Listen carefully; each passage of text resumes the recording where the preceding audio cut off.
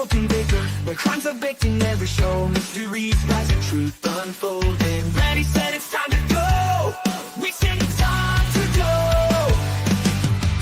Whistling truth, battering news, mixing stories, solving the lies. In this kitchen, secrets are broken with a spark in our eyes. In the broken baker's kitchen, the secrets crumble, lies don't rise. We'll sift through clues to find the rules with a spark in our eyes. The broken rise. Broken rise.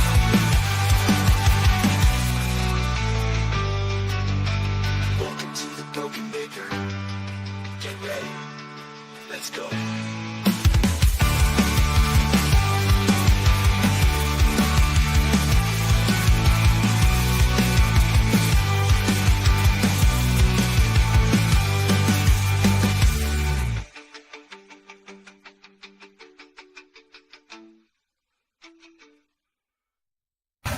I'm Jimmy. How y'all doing? The most important people in this case that everybody seems to have forgotten in this room is the jury. So we're going to take a 15-minute break and both sides take a pregnant pause and think about the jury. Good morning, good evening, good hello. afternoon, wherever you are, whoever you are, what if any you might be. And Mo, did Yes. you have a sexual relationship? I would like to plead the 5th, 7th, and possibly against the Geneva Convention. Hey, everyone over on Mo's channel. Thank you for joining us. Yes, thank And you, guys. today, hopefully, will be short. I hope they're not going to get the brother. I don't think they're going to get the other one either. And I don't know No, what else they could put in. I can't imagine that you would use hearsay if you can't get the brother in, then this convict who done heard something from someone else in the jail. I mean, I think that the court would probably be more forgiving of that testimony if it weren't hearsay. But I don't, I have not, Nicola Maxwell, I have not done that. We are supposed to get snow tomorrow. It's probably not going to stick, but I have a bunch of videos that I need to get going whenever this trial ends. So it's on my list of things to do. It's just, I need like 10 more hours and my non-existent assistant to really coordinate things for me and possibly do laundry. I did my morning show this morning, and then I just had to do 2 videos, well, 1 video and a podcast, and just had to cut it in and upload it. And I had my breakfast, and I thought, going back to bed and get those 2 hours extra. Just as I'm about to go to bed, can you come to court today? Yeah, sure I can. And so I got 45 minutes instead of 2 hours. It happens sometimes. It does. And But, I am not the captain. I am cool with second mate or whatever.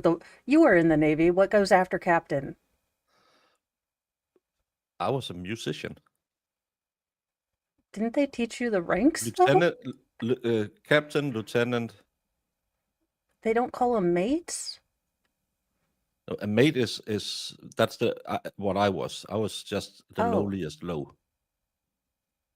Oh, well, not to mention I am the child of 2 Navy veterans, and I'm like, I am not the captain. I'm whatever the guy behind him is. The second lieutenant who doesn't know anything. Or no, the first lieutenant. The The second second might lieutenant know is some. the second lieutenant is the guy who gets you people killed. The first lieutenant is the guy who survived 15 minutes.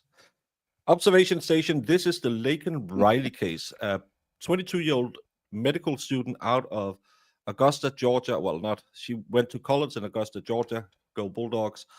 Where she was out running an early morning, 9:10 in the morning. She hits her emergency dial up on her mobile phone, and 5 seconds later, her Garmin shows she stops abruptly. And 18 minutes after that, her heart stops, or her garment doesn't track her heart anymore.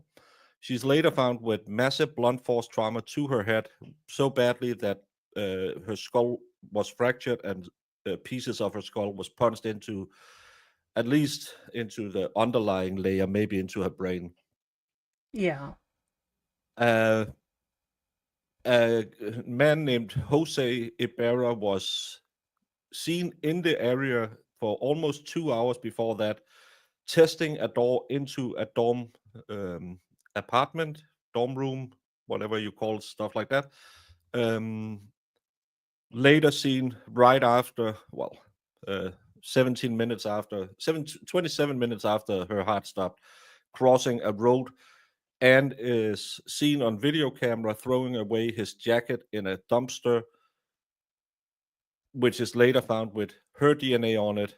When they do the DNA extraction on her, they find his DNA under her right hand's fingernails. He has scratches to his face, to his neck, to his arms. Horrible case. It's a bench trial, so there's no jury here. The state has rested. Defense went yesterday. They had some witnesses who didn't say anything.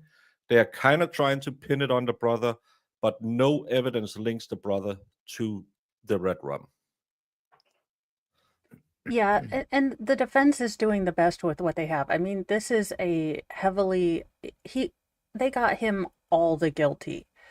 And they are trying to bring things up, but it seems like a waste of time. And I wonder if the court is going to hold that against him, especially the last female witness, who was there basically to get back at Diego for stepping out and twerking without her. Yeah. Yeah, Navy captains probably is the rank of either a major or colonel, depending on the size of the ship. Because I think it also depends on, in the Navy, what type of vessel you can steer.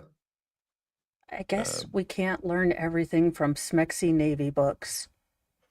I think you have to be, don't you have to be like a very low-ranking admiral to do a fleet carrier fleet?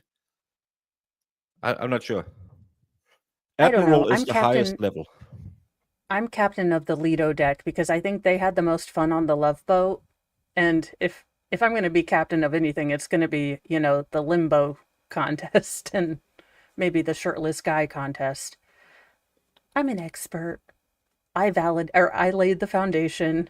I have all the books. I can. Oh my goodness. Hey, Gada. Gada is from South Africa. Oh, welcome. That is the cool thing about this. Yeah, we cover some of the hardest, most insane cases. And thank you so much, Colorado Mountain Girl, for becoming a member. Welcome to the Church of Mo. We have dark chocolate sarcasm and, well, some maladaptive coping mechanisms, but they're hilarious. So thank you.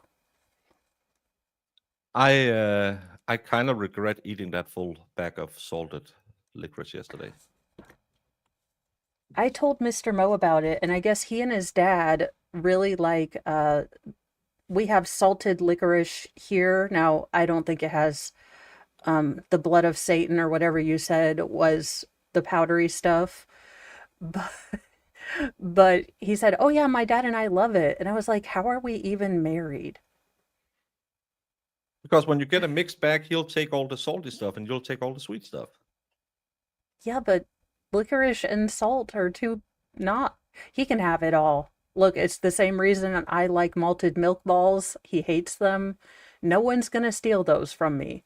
I can have all of my own Whoppers. Malted meatballs and milk balls.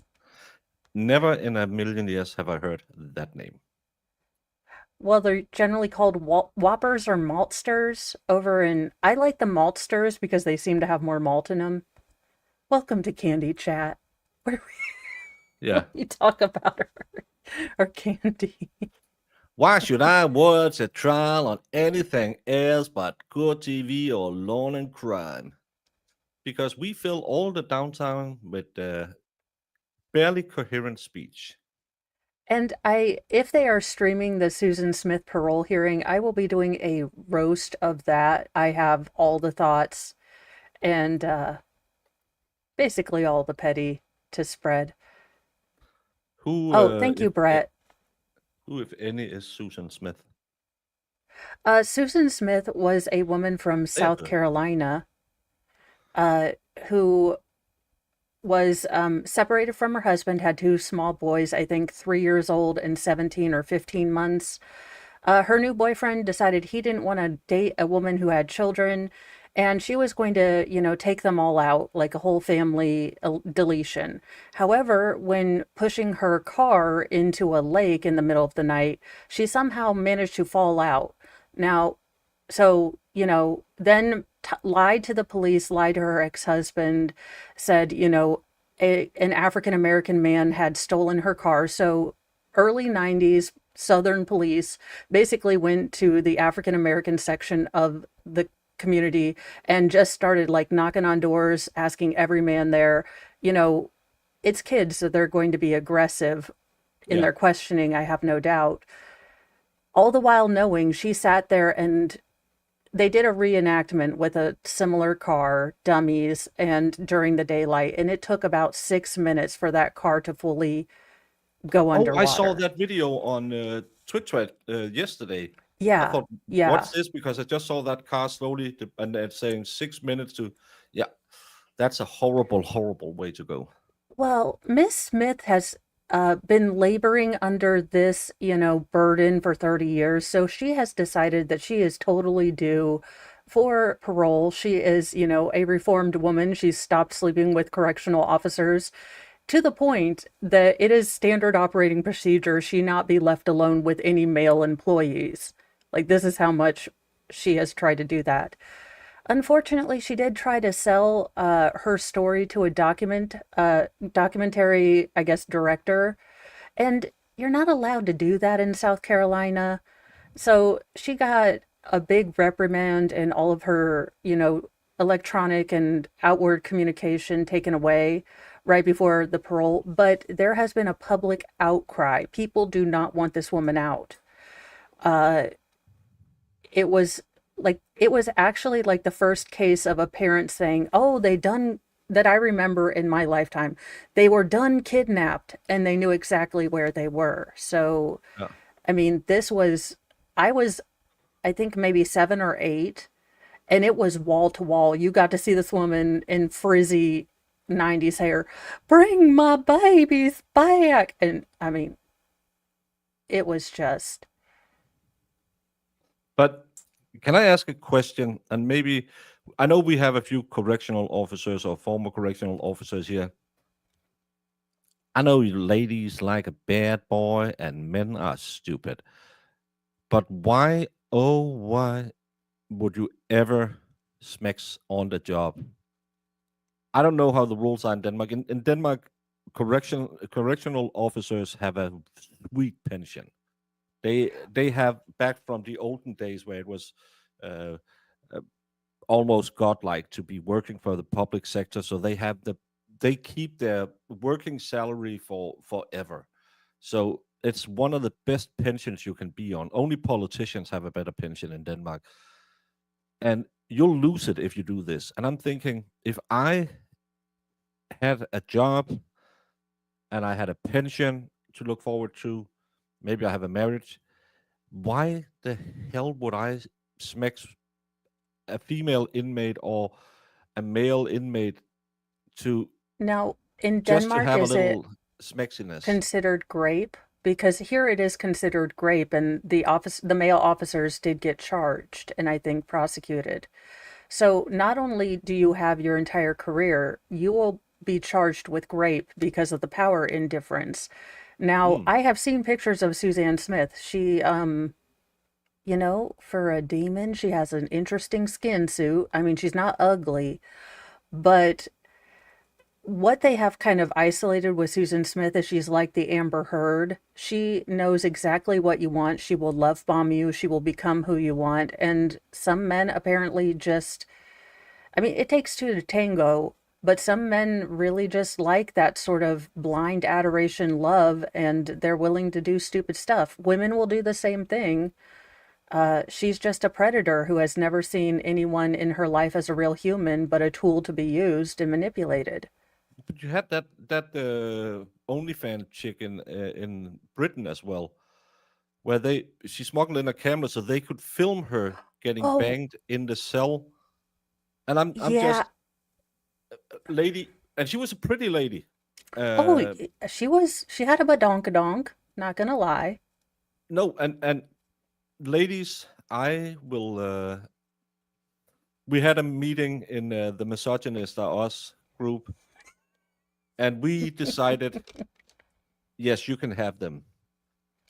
You might not have Brad Pitt, but if you're going for an inmate, you could just as well go down to the local pub and find something of equal value, and you will find it.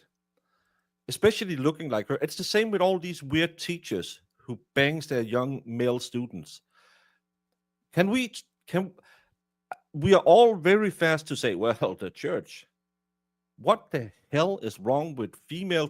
We don't have an Yeah, epidemic in Denmark ba of female teachers banging teenagers. Baker, I have a 12-year-old boy. All he talks about is Roblox and Fortnite. How can you have? I was trying to be kind, totally Russian bot. But what do you talk about? And you know what? It's really gross because we do have the double standards. And I do Yeah. believe that this is just as predatory as a male teacher. I mean, there would be no like, where were those male teachers? You don't go up to a woman. This never happens. So my daughter's having smecks with her soccer coach. Oh, I see. He is hot with a capital T. I'd get all hot and smexy with him if I could. Oh, if only I were 14 again. No, these things have never happened in a woman, female, not PDF file sort of relationship. No, no, we don't. Because it's gross. And again, between the Axe body spray or having to remind them to use a shower with soap, what is attractive? Well, it's the young virility. They make me feel no, no. And Brandon, au pairs is a different thing because that's what rich parents get their young boys. We're talking about people working at the school. But no, I'm just baffled because again, when I see the pictures, most of them are 7 or 8s, even on their mug shots. But I have that it's the stunted mind growth we have all over the Western world right now. No one has told these ladies grow up. No. So they went Yeah. to high school, then they went to college, and then they went back into high school to teach. Well, and I think that America, the media, and a lot of people missed a really big opportunity with Mary Kay Letourneau. You gave her a slap on the wrist. You didn't treat it like a male teacher, and she got pregnant twice, married her abuse victim, and I will How's tell you that? guys, How's that not the rooming word with a G we can't say on YouTube? it is, but we didn't recognize it for what it was. We thought that We this still was don't. no, and That's I am. You know what? For everyone who wants to talk about male privilege, let's talk about female privilege, where you can be a gross, disgusting person, abuse children, and if you are attractive, if you are young, if you say you are drinking or had mental, issues, which you would have to want to be in a serious relationship with a 13 damn year old at 30, we don't. It is beyond maddening that we don't have yeah. the same standards. And then, but some crazy person on, you know, Twitter is going to claim that women have less privileges than men. We don't have to go to war. I can vote without being part of the draft. I have been pissed off about that since I was a young one because to me and to my mental thinking, which is why I say I was 47 when I was born, with privileges come responsibility. If we have an entire segment of the population that gets to sidestep, one sort of kind of responsibility that you have to your country, then I find that extremely upsetting. Now, we don't have to join bucket brigades. No one's rounding us up for a posse. No one's taking female prisoners and making them work, in the fire brigades in California. So, miss me. I have, 6 children. 3 of them are girls and 3 of them are boys. There are different challenges with each of those. Why can't we just accept that there are different challenges and different things, but no one is different than the other? I got so pissed off on Twitter yesterday because it was, or maybe it was the day before, it was International Men's Health Day. And every single one was like, what about women? And I'm like, fellow fallopian haver, we have 900 and bajillion days. We've got international, insert the blank, whatever variety of Skittle you want, female day. We have to praise women. We can't show that they have flaws. Look at Hollywood. Every woman is awesome, and she just need to realize her awesomeness in order to be a badass. No, how about we get less prison sentences if for the same crime? We Yeah, have a that's lower 30% self-deletion. lower, I think. And a former watcher of this channel came in and claimed that females got higher sentencing. You have to be actively trying to be stupider than stupid to claim that, because take any case in the world, put them next to each other, a woman will always be sentenced lesser than a man. But ladies, for those of you who say, I want equal rights and equal lefts, come to Denmark, because we just instated that next year women will join the draft because Putin.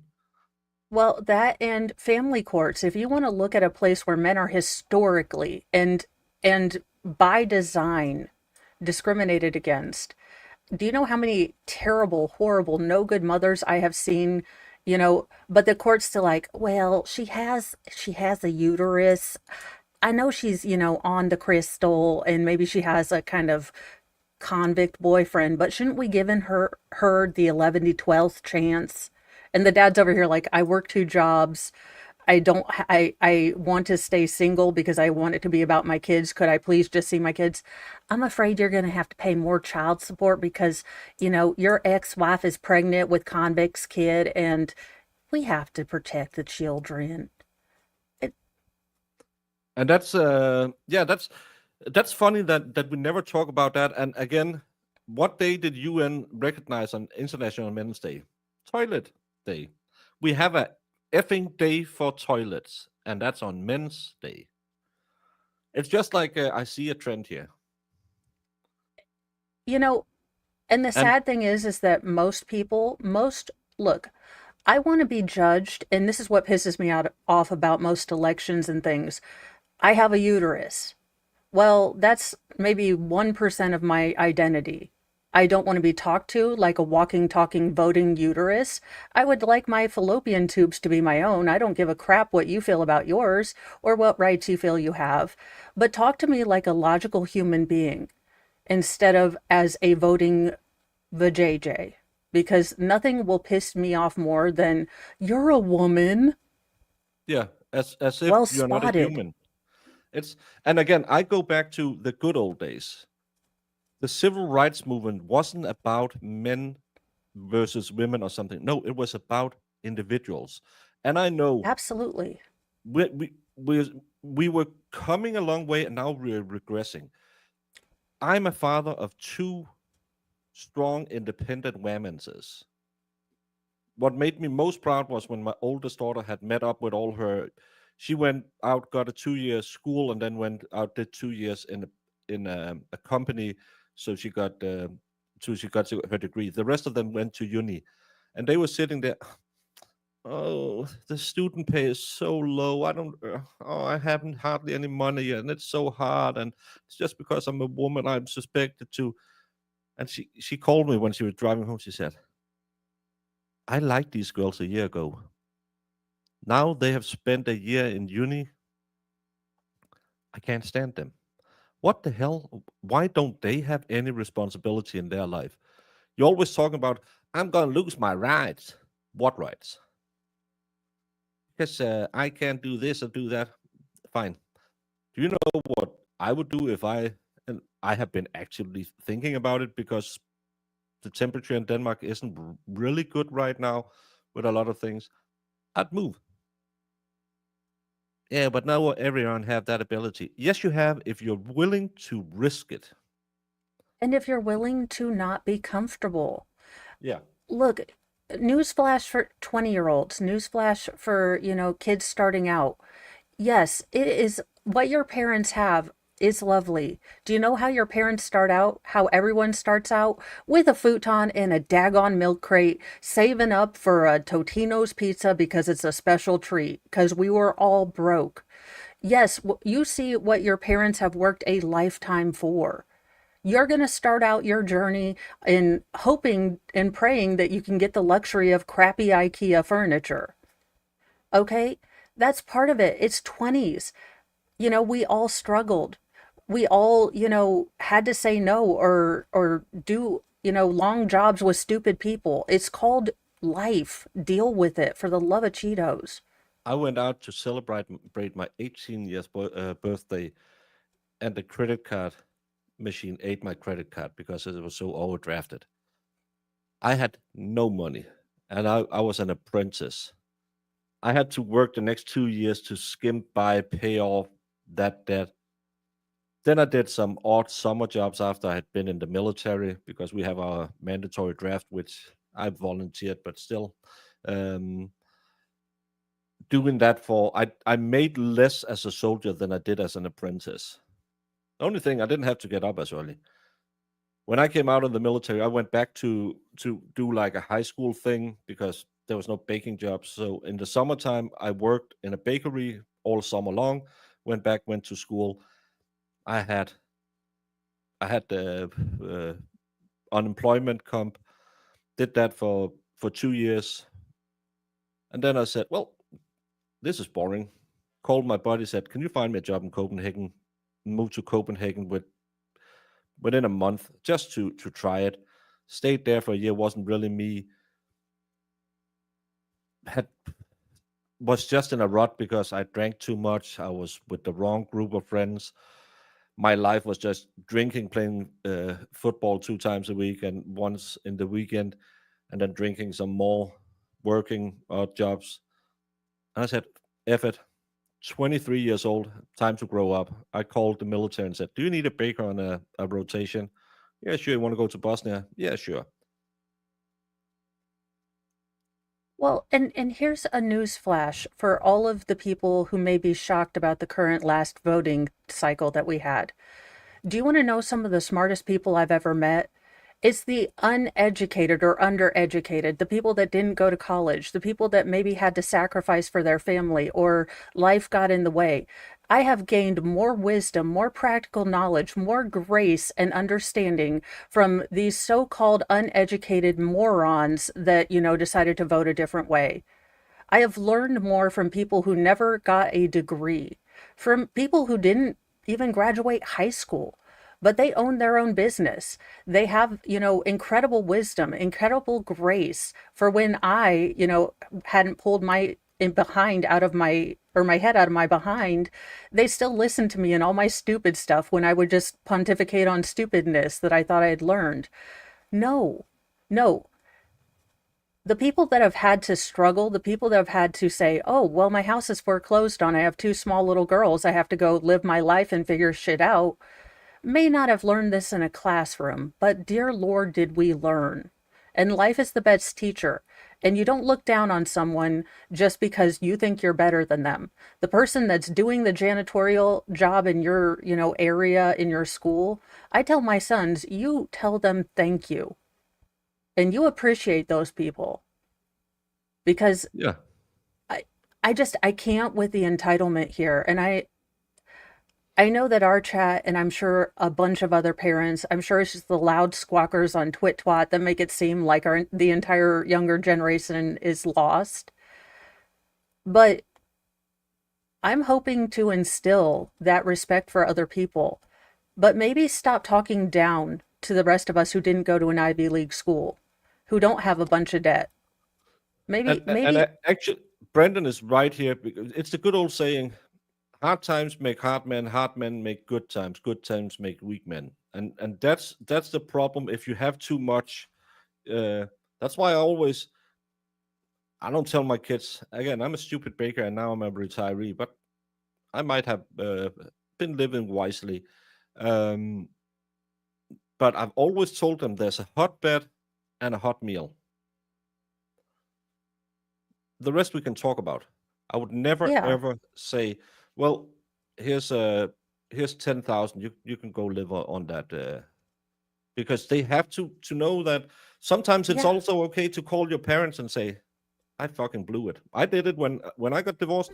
I called my parents and said, I blew it. Said there's a bed. And then I started over. No shame in that. Just get your ass together and get out there. The problem is And all I these know, people who, but dad, it's only 50,000 in credit card debt. Do you know how yeah. much I have to work for $50,000? Oh, well, and the people that are canceling their family out over who or who not they may have voted for, you are canceling out your ride or die to get clicks. So have fun with that in a couple years when you need something desperately and you've told these people to F on off. Why haven't you taken your son's driver's license away now? Wait, I've never he hear filled anything. the engine with water? I don't know. Like the Every time radiator? there's something with his son, it's, oh, he put the wrong thing in the engine. Oh, he lost a wheel. He can't find his car. Take his driver's license. Well, it's our truth. Isn't that what they say? That's how we live. That's why we. And I can see it on the amount of people my daughters have said, but all the other people, yeah, but you're not getting it. You're a bad dad. Yep, but you'll thank me later.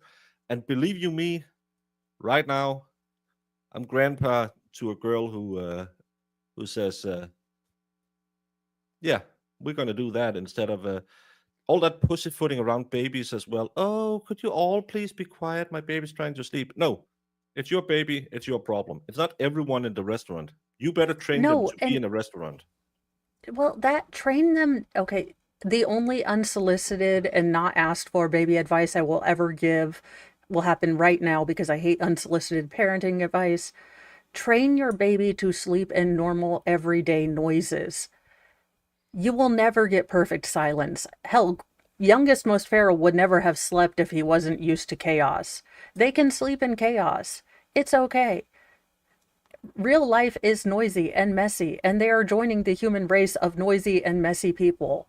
Welcome to it. I get, like, don't practice, Limp, the drum solo in Limp from Fiona Apple while he's sleeping or they're sleeping, but every normal day thing. I did it with my first one, and it was a nightmare because she just wanted to sleep only with white noise on. And I was like, oh, for the love of Lord, this is never happening again. And when you have No, other but kids, it's never going to happen again anyway.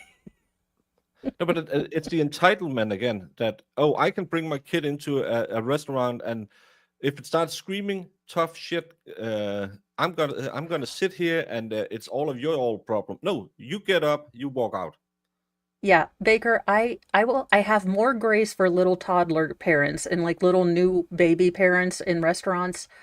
But when your school age child is running around acting like they've had 19 pixie sticks and a Mountain Dew, that is where I want to go ham on some parents. Because I'm like, I get 1 week or one Wednesday a month where I go out with Mr. Mo with no children. Maybe I would have a margarita. Maybe we would just, attack the like chips and salsa like lemur or like a pack of lemmings like we normally do. But if you can't have your school age children, youngest most feral and I have sat in the van and had my dinner boxed up because he was acting a fool. He's never done it again. No, it's funny how you can actually teach them. Don't do that again. We when I was in city council, my girls were, I don't think, well, maybe the oldest was a teenager at that time. But I took them to everything I could, all the fancy dinners with all the hobnobs and stuff like that. And yeah, you have to try it. You're gonna sit here, you're gonna eat, and when we had done the main course, I said, yeah, now you can go outside, play, because that taught them, yeah, you can sit at a table, you can participate with the grown-ups, you can be respectful to other people. And I think it comes down to bad parenting for most of these kids' bad behavior. It's because kids were back when Mo and I had kids. It was mostly because it'll be fine. It's safe. That's how you got kids back in the olden days. Now it's with a calendar, a thermometer, and Kegels. I don't know. Um, and and when you have kids that way, yeah, you're more scared than anything. But it's not like, oh, we've been trying for 5 years and finally it's here and we're gonna put it in bubble wrap. No, you just well, that's a new thing I'm gonna have to figure out. But kids are becoming projects today because we're just gonna have that one kid because mom is gonna do her career, dad is gonna go do his career, then we're gonna go be yogis in India for 5 years, and then we're ready for a kid. And you're 45 years old, and none of you are ready for a kid that screams 3 hours. And No, and look, there is a happy medium between gentle parenting where like, Skylar, when you talk back to me, that, makes me feel very sad. Don't you understand how I feel sad? And, the not so gentle parenting of the early 50s. Look, my daughter knows when she crosses a line with me. In fact, yeah, when she asked me what the hell I do all day, and I took a deep breath, summoning, all the spirits of my ancestor mamas, and I about took my flip-flop off, like she knew. Like, I'm gonna step back slowly and maybe throw chocolate at mom and see if she'll get distracted. yeah, You, and that's it's okay. There's a difference. I have you privileges equal responsibilities. Housework equals privileges in my house. yeah. And you can talk back, you can try it out. I mean, it's not going to go well for you. I don't expect, or I don't handle disrespect. Same with my daughter, I share with her father and her bonus mom. I don't allow her to talk badly about them. I say you can have issues with them and you can talk to me about them, but you will not be disrespectful of them in my house. So you can you can't roll your eyes when you talk about your stepmom. You can't call her names. No, and that's the thing. I told my buddy, said the kids doesn't know why you divorced the mom or the dad. Why go and give them that bad experience where you kind of forces them into hating the other person? I I could talk shit about I my ex-wife to my kids all the time, but I just every time I picked them up, I said, "How's mom doing? Oh, that's nice to hear. Oh, that's good. How's her boyfriend? Oh, that's nice. Oh, you're gonna do that? Okay, that's fine." Because you force the kid to have a strained relationship with someone they deep down love, and that's Yeah, that's I just mean, as bad. I caught a lot of flack. I mean, a butt ton of flack, but from my family, but I had never allowed them to talk badly about my first husband in front of the girls. And I've never been truly open with a lot of the things that happened in the marriage unless they ask certain things or I think they're age appropriate or, can see that maybe in a relationship, these are some things you need to look for. But that part of my life is probably going to stay with me and not go to my girls unless I think it's something they need to look out for. Because every kid deserves to have their dad or their mom and not have to feel torn loyalty over the entire thing. I have never understood that. No, and it's the same. That's why when my kids got old enough, I could have said, "You're mine till you're 18. You'll be here every weekend. It's my time." I said, "I'm gonna lose time when they're 28 or 38 if I force them to do it when they're 16, because that was a mean. I wanted to be with my kids. My kids wanted to be with their friends. I knew how it was to be 15, 16 years old, and Yeah. and you wanted to go around. And now right now I'm talking to baby mama. She's sending me pictures of a I, laughing little baby. So I, I'm I happy. will say, being on the mom side when you're being ignored or just asked for rides, it's not as fun. I I No, but genuinely, when you're 25, they will oh, come back and say, yeah. "Oh, my kid, he came running into the living room with his underpants on his head. Oh, I thought you were talking about your little brother. What did you do? Yeah, just let him run tired. He'll find out at some point."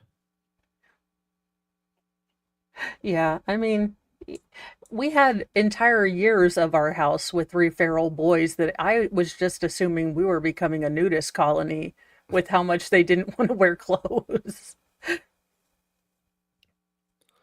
Yeah, and that's we have these conversations as well sometimes, and I don't spur them on, but sometimes my my daughter had a big breakdown when she was a few days into it because that happens, hormonal and all of that. Oh, And yeah. she called daddy because mom would just do that thing women do. What? You're not back at work? I thought you gave birth 2 days ago.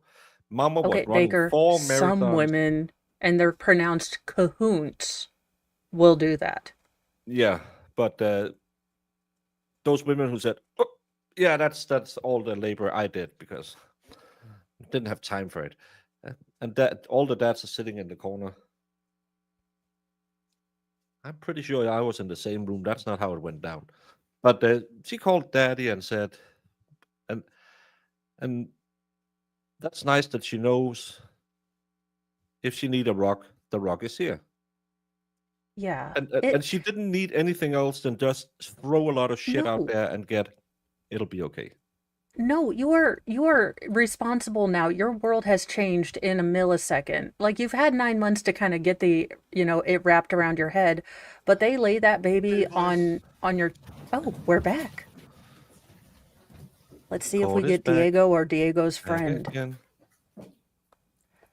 He'd Yeah, look just like Colonel Sanders if he would commit and grow a goatee. he looks like I still say he looks like Hannibal from the A Team. Yeah, Just getting old. he just needs a cigar and fingerless gloves. No, they have fingers. Oh, And they did? an M4A1, I think it was the rifle. No, an M4. But after talking to the state yesterday evening, we, instead of calling them, we have a stipulation that we are going to introduce to the court, but we would like to approach to sort of give the court a little more information. Okay. All right. So they're not going to call them. They're going to approach, and then they have a stipulation about. I don't know if it's the brother or the one in the basement.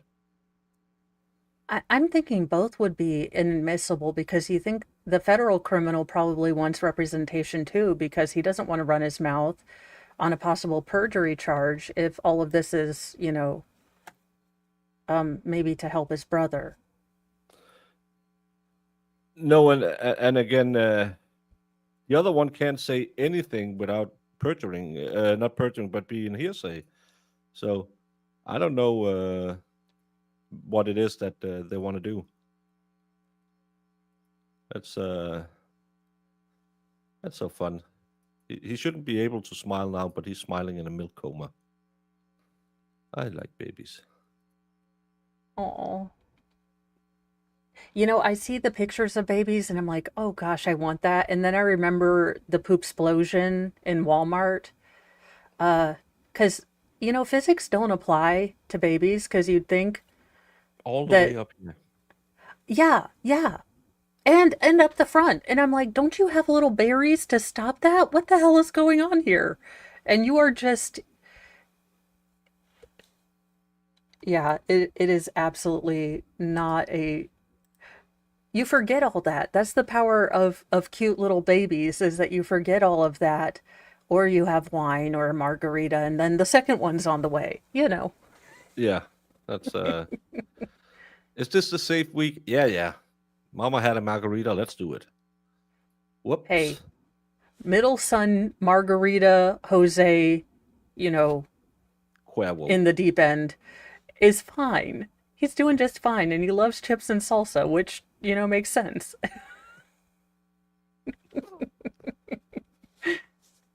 What does the yellow light mean? Slow down. Oh, it means you can make it if you just accelerate. Hey, Jamester, how are Hi. you doing? How are you? Okay. You're back from SEAL Team 6, saving the Yeah. SEALs. That's what I do. I like it. Definitely. I know. But the good I thing, because I was almost getting trapped in one of those baby traps a few years ago, and then I was up there, and he was he had jaundice, and he was just tired, and he was just a little baby, and I thought, I'm gonna drive home in a couple of hours, and it'll be fine. I won't be here when he's screaming for 2-3 hours in a row. I won't be here when mom can't get the milk to run, and yeah, I'm over my baby making days. I'm at the digga, give it back to the parents days. It's the best I kind. wouldn't mind Mr. Mo would lose his mind. And now that I think about it, I remember being so tired in Walmart with youngest, most feral when we just brought him home that I bought, I think, foil, forks, a pack of scrunchies, a giant chocolate bar, and I had gone there for, I believe, laundry detergent. Mr. Mo comes home and he's like, okay, you have foil, you have string, you have, like 3 candy bars, a bottle of wine, and some forks. Where's whatever I sent you for? And I said, well, why don't you get off your... I said, I kindly told him in a good Christian tone and, as a Psalm 31 wife, I said, my husbandness, my leader, my rock, could you please go to Walmart and get whatever the hell we were supposed to get, because I'm operating on 4 minutes of sleep and being a human cow. So could you possibly do that? All right, you may proceed. Okay, so by stipulation, the defense has here Defense Exhibit 5. It is a report from FBI Agent Hipkiss, who has already testified on behalf of the state, and parts of it have been redacted, and so we want to introduce that. And we understand the state has a document that they want to introduce. Jamie, please don't tell any more about my secrets today. Oh, that was beautiful because I only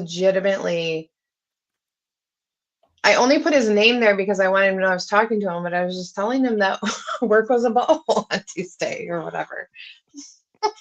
Because he asked me how I was doing. And I laughed so hard. That was a good one. I sent it off and went about my business, and then Baker pulled it up and I was like, oh yeah, I didn't word that. I didn't do that properly. Yeah, that wasn't nice. And it came out and beautiful. if you're in the Midwest, please pick up your French toast making supplies. We are supposed to get a dusting of snow, so make sure you get all your cubes of Mountain Dew, your cheesy poofs, and your bread, milk, and eggs to make French toast. We're not going to object to that. And I've already got a defense 5. That's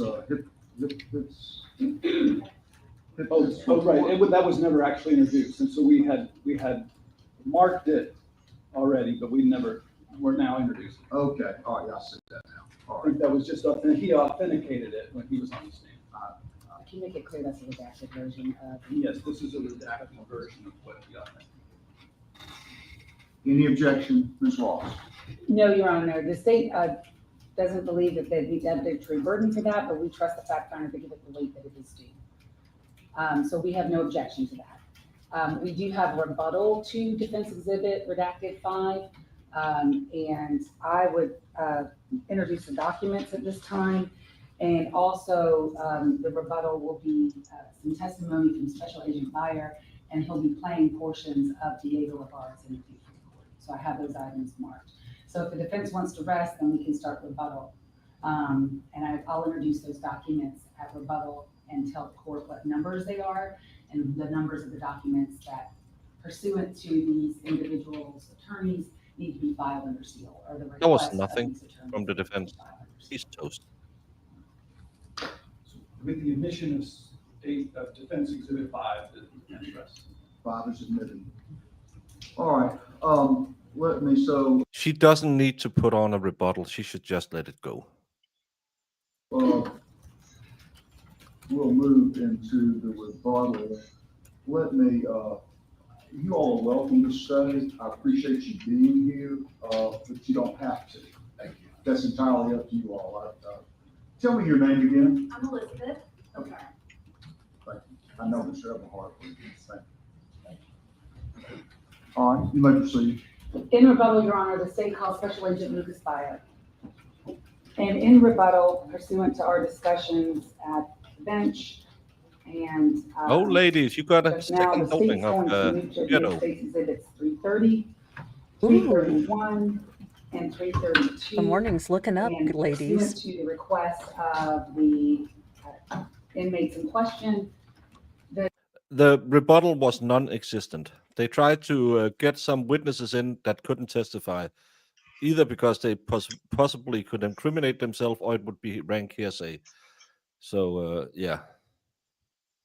the state would request that these documents be filed and sealed after they are reviewed by the fact finder in this case. Any objection? No, sir. They're admitted. 330, 331, 332. Yes, sir. And would you like the state to compare the sealing order, or does the court have sealing order? Okay. We'll see. It looks like y'all have it covered. Okay. All right. May I proceed with the witness? Yes. Raise your right hand, please, sir. Do you swear or affirm the testimony you will give today will be the truth, the whole truth, and nothing but the truth, so help you God? I do. If you could please take a seat, state and spell your first and last name for the record. My name is Lucas Byer, Lucasbeyer. Where are you employed? I'm employed with the Georgia Bureau of Investigation. And are you the same Lucas Byer that has previously testified in this case? Yes, ma'am. I want to talk to you about a few things, and if you could, for the record, do not mention any names of federal inmates, okay? Yes, ma'am. If you feel like I asked you a question that requires you to Oh my do God, he that, does look like I'm gonna Vale ask that you Hammer's pause little before you answer the cartoon. question We know so what that Vale you Hammer does can, during the take it day. up with the judge at the bench, all right? Yes, ma'am. We talked last time you were on the stand. We're not going to repeat any of that, but you told us, well, let me put it a different way. At some point, did you receive information from federal inmates about a statement that Diego had made? Yes, ma'am. And did you investigate that? I did. And were all the were additional inmates, including Diego's cellmate, interviewed about that statement? Yes, ma'am. And were any of the other inmates that you talked to, were any of them able to corroborate that statement? No, ma'am. And in the statement that Diego allegedly made to a federal inmate, did Diego confess to killing Laken Riley? No, ma'am. Did Diego say he killed Laken Riley? No, ma'am. Did you also know that the inmates at that particular federal facility are issued tablets? Yes, ma'am. And what's a tablet? A tablet is a computer similar to an iPad or a Microsoft Surface. And on those tablets, are the inmates able to access the internet? Yes, ma'am. And the particular indictment in this case, in the case of Laken Riley, does it mention the weapon that was used to kill Laken Riley in the actual indictment? Yes, it does. And how does it do that? One of the counts dictates or states that Laken Riley was killed by the use of rocks. And is that information widely out there in the public? Yes, ma'am, it is. I want to ask you about your interview with Diego Ibarra, and now we're going to talk specifics. What date did you interview Diego Ibarra? Friday, February 23rd, 2024. What time did your interview start, and what time did it end? The interview started at approximately 5:13 p.m. It lasted for 91 minutes, and the interview was terminated at approximately 6:43 p.m. Was your interview recorded? It was audio and video recorded. Who was in the interview room with you? Special Agent Ashley Isaacson, also of the Georgia Bureau of Investigation, and Immigration and Customs Enforcement and Removal Operations Officer, otherwise known as ERO, Officer Wagner Machado. Officer Machado acted as a translator from Spanish to English and English to Spanish.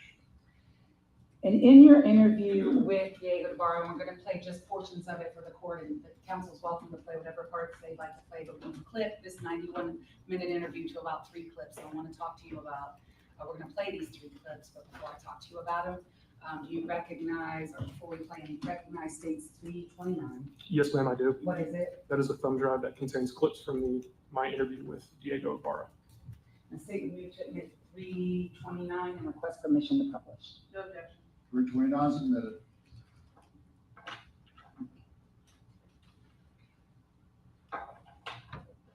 In your interview with Diego Ibarra, did you ask him if he had anything to do with the murder of Laken Riley, basically? I did. And what was his response? He said he had nothing to do with it. And does he tell you where he was at the time that she was murdered? You asked him that. Yes, I do. And what is his response to you? His response that he was sleeping in bed. And were you ever, in all the hours that you spent, and let me just ask you this, how many hours have you spent investigating the murder of Laken Riley? Hundreds. And in the hundreds of hours that you have spent, what about your colleagues who are working this case with you at the University of Georgia Police Department and at the FBI? So Sergeant Norris, Sergeant Rabu, and Special Agent Hipkiss combined. How many hours have y'all worked? It combined is thousands of man hours that have gone into this investigation.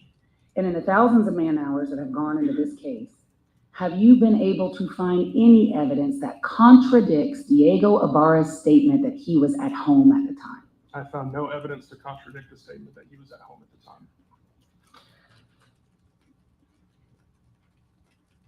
I'm gonna go ahead and play clip 1 for the record. Wednesday, I started work at 4 in the afternoon. I'm supposed to have started at 3, but I didn't have a ride. I have a friend that sometimes gives me a ride. I didn't have a ride, so I got to work. And I need to stop you right there, clip 1. Is that ERO Machado that's speaking? Yes, that's correct. And he starts with Wednesday. So what day of the week was February 22nd, 2024? That was a Thursday. So when he says Wednesday, he's talking about now the 21st. Correct. He's talking of the previous day. And if Laken Riley was killed on Thursday, then the following day when Diego Ibarra and all of the Ibarras are identified, that would be Friday? Correct. Thank you. 4 o'clock on Wednesday. Okay, so el miércoles usted entró a las 4 entonces. Sí. And his work's still usually done at 11? Y entonces el miércoles usted acabó el trabajo a las 11. A las 11 de la noche. Yes, 11 at night. Then after work, where did you go? Y después del trabajo, el miércoles, ¿dónde fuiste usted? En la casa, porque nosotros no conocemos a más nadie aquí, no tenemos más ningún conocido. Nosotros somos nosotros y más ningún conocido así. So I've never seen the camera highlight hand movement like that in an interrogation. It's really disconcerting. Yeah, because what if any purpose does it have? Well, I guess if you're, having an inmate and someone's, watching you, maybe if he starts doing something real shifty with his hands, I'm not quite sure. Is that for motion detecting? Really? It I seems to thought they be. put that circle on this guy just to show this was the officer, but now I can see that one in the lower corner down here. Well, because it also shows up on the female when she starts writing, so it does look like it's motion, but I don't know why you would need that in an interrogation. But No, but that should be always on. So yeah. interesting. I went straight home. We don't know anyone around here. We're just united together, and we don't know many people around here. Okay, what time did you get home? ¿A qué hora llegaste a la casa el miércoles? A las 11, por ser el horario de salud. No, se salió a las 11. ¿A qué hora llegó a la casa? A las que me echó media hora caminando, 11:30, casi a las 12. So, he walked, so he said he got home 11:30, almost 12 o'clock. Okay, when you got home, what did you do? Cuando usted llegó a la casa, ¿qué hizo usted? Llegar, reposar un ratito y esperar que el cuerpo se me enfriara para meterme a bañar. So he got in and just rested for a little bit, and then took a shower. Okay, who was home when you got home? ¿Quién estaba en la casa cuando usted llegó? Estaban ellos, porque ellos saben más temprano, los hermanos míos. Yo salgo más temprano, ¿entiendes? Yo soy el último que salgo ahorita en el horario. So it was them, at the house, my brothers were there, because I'm the one that gets home the latest. They get home early than I do. They were all there?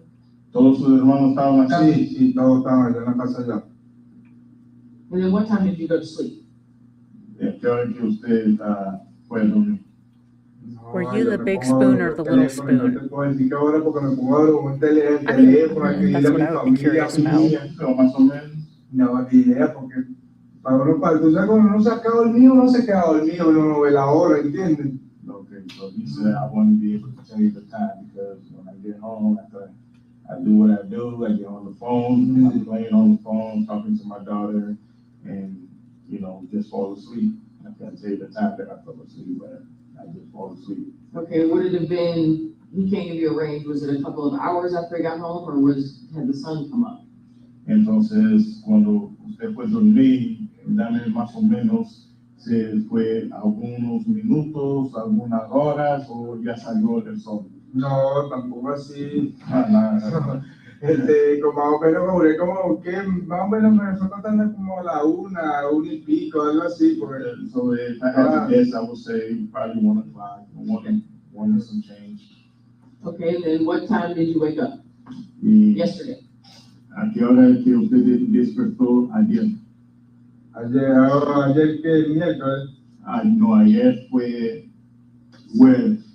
Sí, ayer desperté que como casi me paré tarde porque me pararon, pero los hermanos míos me pararon que como a las 2 y pico. A las 2 de la tarde. Sí. A las 2. ¿Tu hermano? ¿Cuál hermano? El men y la gorda. Te despertaron. Sí, porque ellos se estaban alistando para irse a trabajar y ellos me pararon, no voy a ir a trabajar. Okay. Era tarde. So yesterday, his sibling woke him up, Manny and the boyfriend woke him up. He said it was around 2 o'clock. They came and woke him up.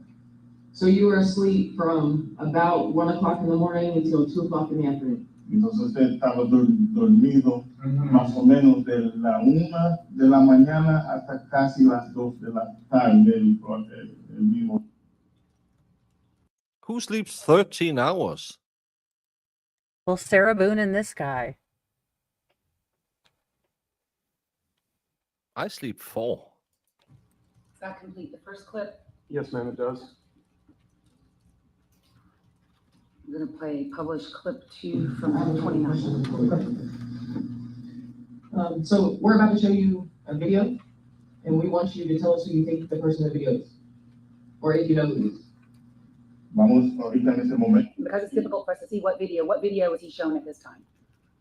Special Agent Isaacson shows Diego Ibarra the video of Jose Ibarra disposing of a jacket in a dumpster. Entonces, enseñarle un video y queremos saber si usted conoce quién está en ese video.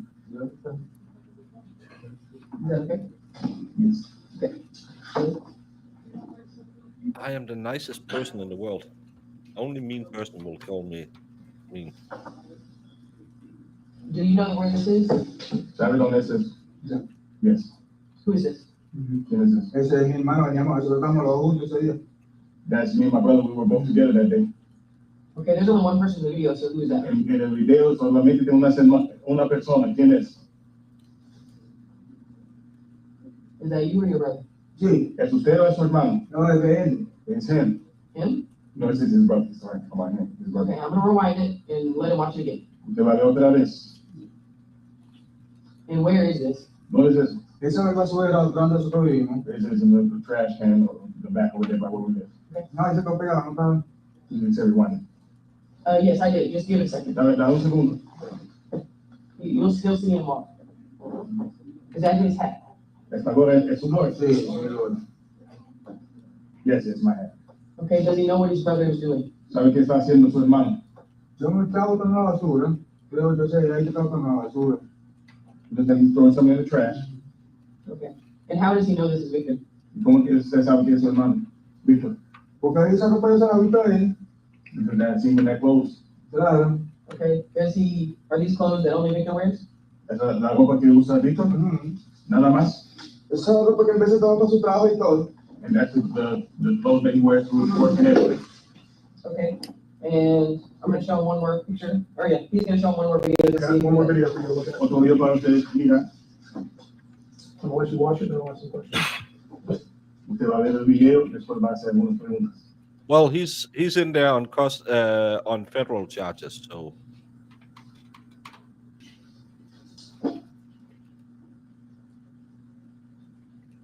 Based on that, Ese video de atrás de la toma del autobús.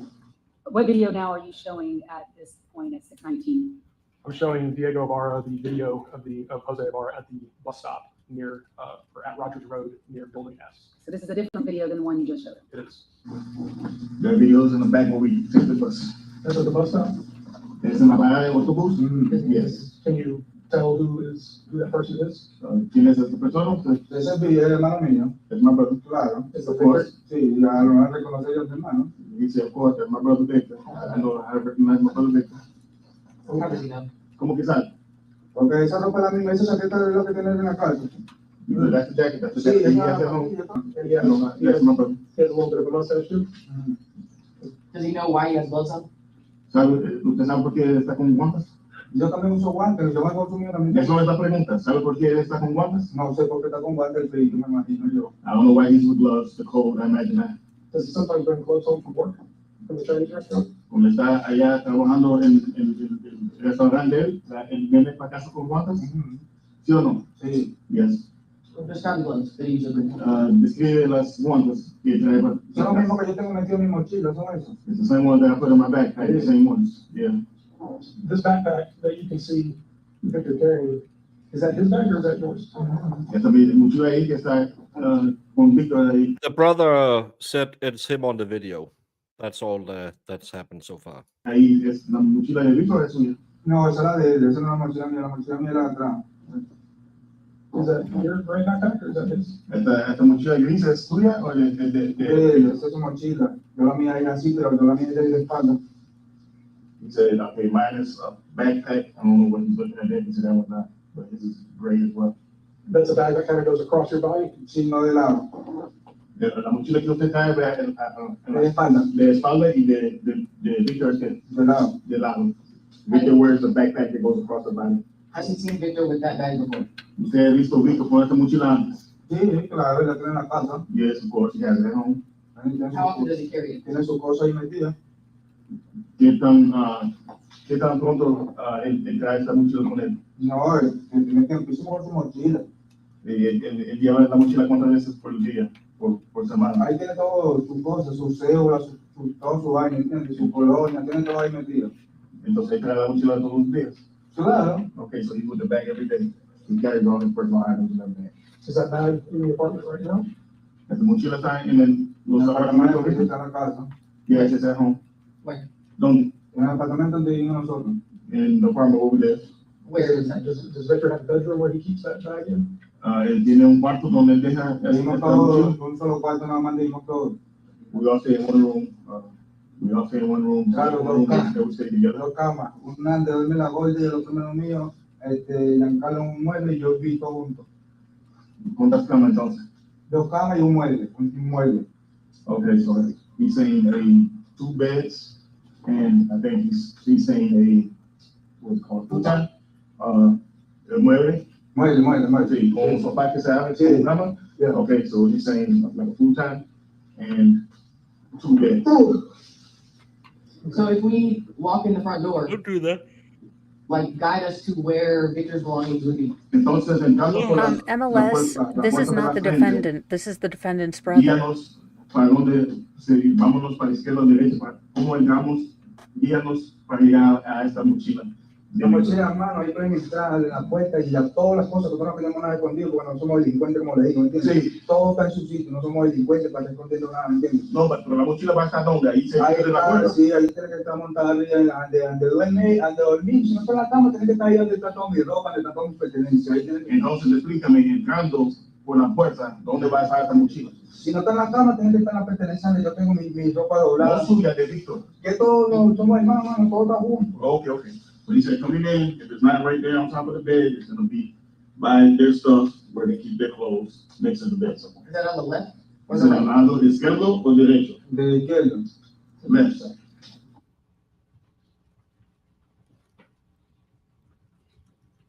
And finally, clip 3.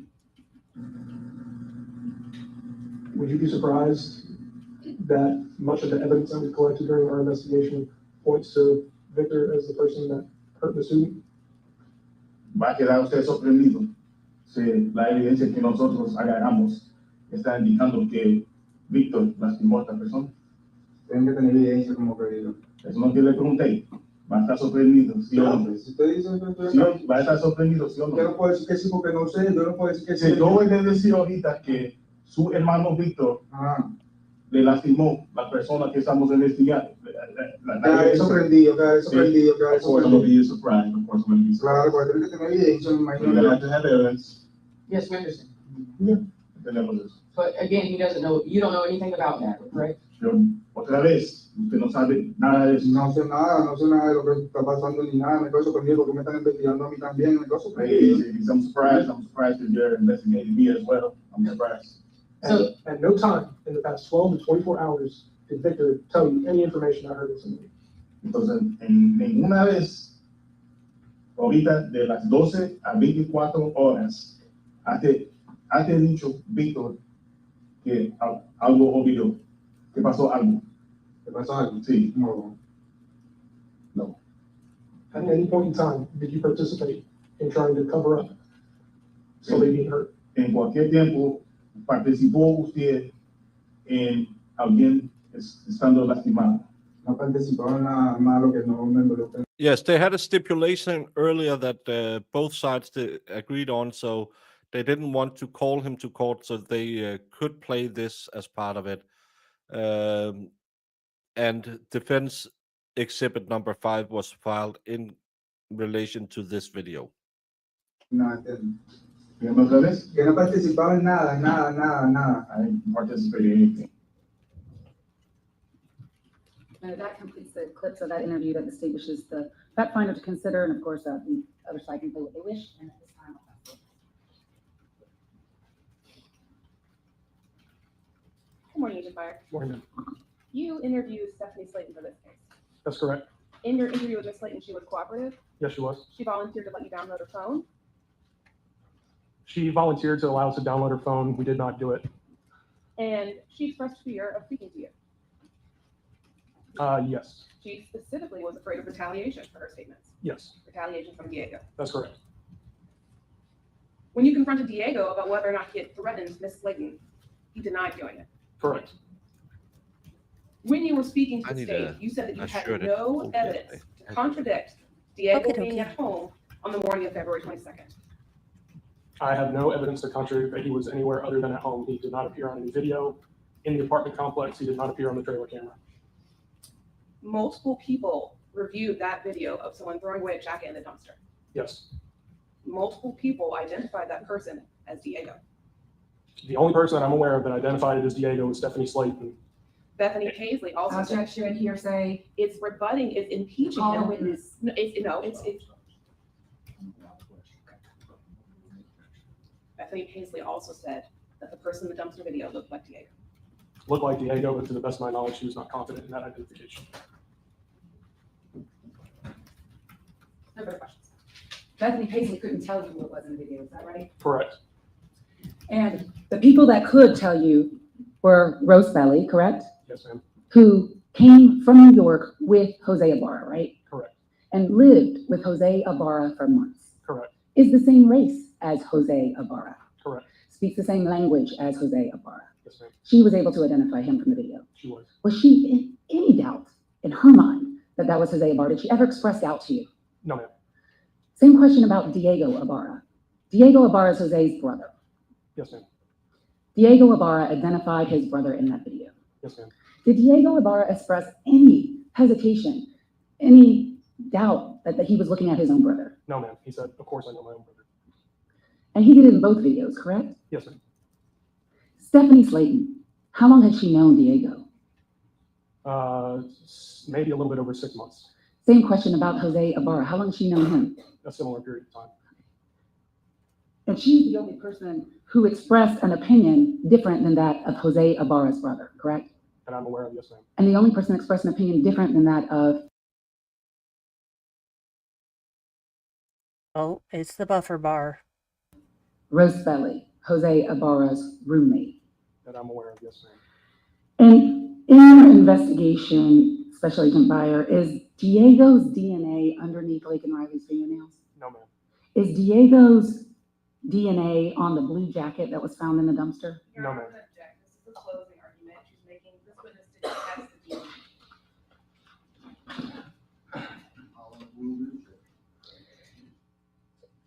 Is Diego's thumbprint on Laken Riley's phone? No, ma'am. That's all I have, Your Honor. Anything else, Ms. Barrett? No, Your Honor. Can you be excused? Yes, sir. No objection. Thank you, Judge.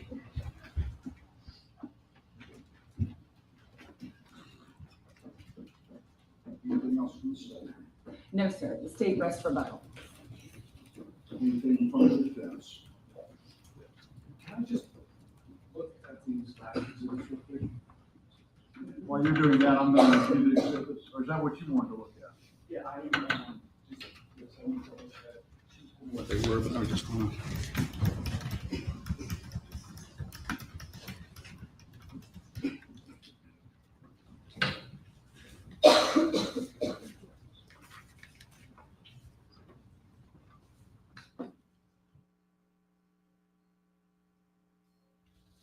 I will say I'm glad that they're giving him a defense of any sort, because this lessens the appeal. And the only thing that I could think would be more heart-wrenching than sitting through a trial is to have to sit through a retrial.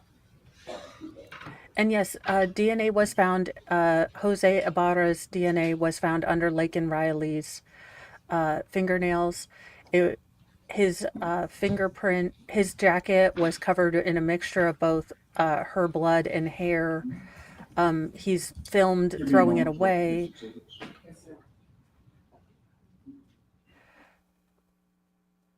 So it's difficult to say that beyond, an act of God, this wasn't Jose Ibarra. Oh, is she going to start her closing now? We are zipping through. Does she have her own face as her avatar? Well, I guess I do too, so never mind. So do I. But she's a lawyer person, not a YouTuber. That's an amazing amount of vanity for a not YouTuber. I have it on my personal Gmail, and I have my logo on my. So. I need to get a glamour shot. That's what I really need. We need to start doing all the. I hate those thing where a thing in thumbnails that you have to do all the. I'm so I am getting irritated when the thumbnail says like, so and so destroys someone in a debate, and I'm like, where's the destruction? Yeah. Yeah, I get a whole lot. All of a sudden, I started getting a lot of old Congress hearings. This and that destroys. In reality, it's just someone saying, "Is that right?" No, I wouldn't say it's that way. But is it right? No, I don't agree. Well, I think it's right. Okay, bye. It's like arguing on Twitter.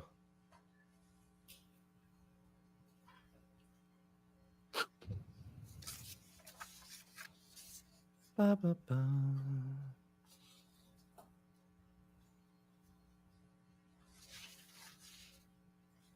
Oh no, we're going to get death by PowerPoint again. When you are God Emperor, could you make PowerPoints illegal for closing arguments unless they have animation or... I'll make closing arguments illegal. We just had a trial. It's just like when people said, hey, are you going to study for the exam? I said, no, I went to school the full year. Yeah, but you have to... No, I never read before an exam. I went to school. Yeah,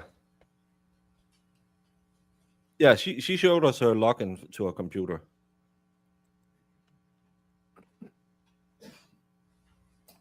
Yeah, but they shouldn't put on a show for the world to watch. So that's one of the few things I don't like about televised trials is some lawyers know there's a camera in there. Yeah, and I do wonder if I know I've had a lot of criticisms for the lead state attorney. I do wonder if she would have been as animated in some of her body postures, when she got ruled against. If it was a, if it was a jury trial. I would like to see her in a jury trial and see if her performance is different. And for the love of Cheetos, whoever is the interpreter that keeps opening crinkly wrappers during like the entire trial, could you stop? I silence my stuff if I'm gonna, open a crinkly wrapper. Yeah. And it may have been one of the lawyers. I don't know.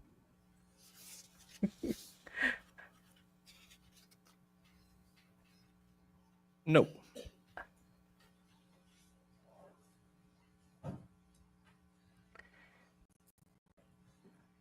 Well, I think so. I'm of two opinions. I do think that this is also cathartic for the community. This wasn't just one family that lost someone. The entire college campus, the entire community lost a sense of safety. So part of having this trial, part of bringing all of these kind of gory details out there, is to show this happened and this person is getting justice, and we can do this. We can cross the T's, we can dot the I's, and we can make sure that this person is off the streets.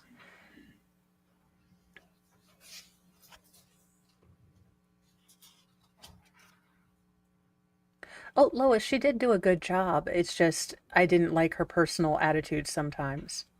Yeah, don't think we say she's a bad lawyer, but she is way too animated. If you saw some of her times at the table, she was, and that's not a good look. You have to be professional, especially when you're the lead, because it's a somber case. I can be an Yeah. idiot because I'm a Question YouTuber. announced by the state and the defense, the evidence is closed. Yes, Your Honor. Are you all ready to go into summation? State is ready, Your Honor. That's ready, Your Honor. Okay. Ms. Ross, you have opening and concluding. Yes, sir. Did you hear if they had a time limit? Nope. Okay. I will say she hasn't dawdled on her openings, or didn't dawdle on her opening, so 30 minutes on her opening. Court and counsel. Your Honor,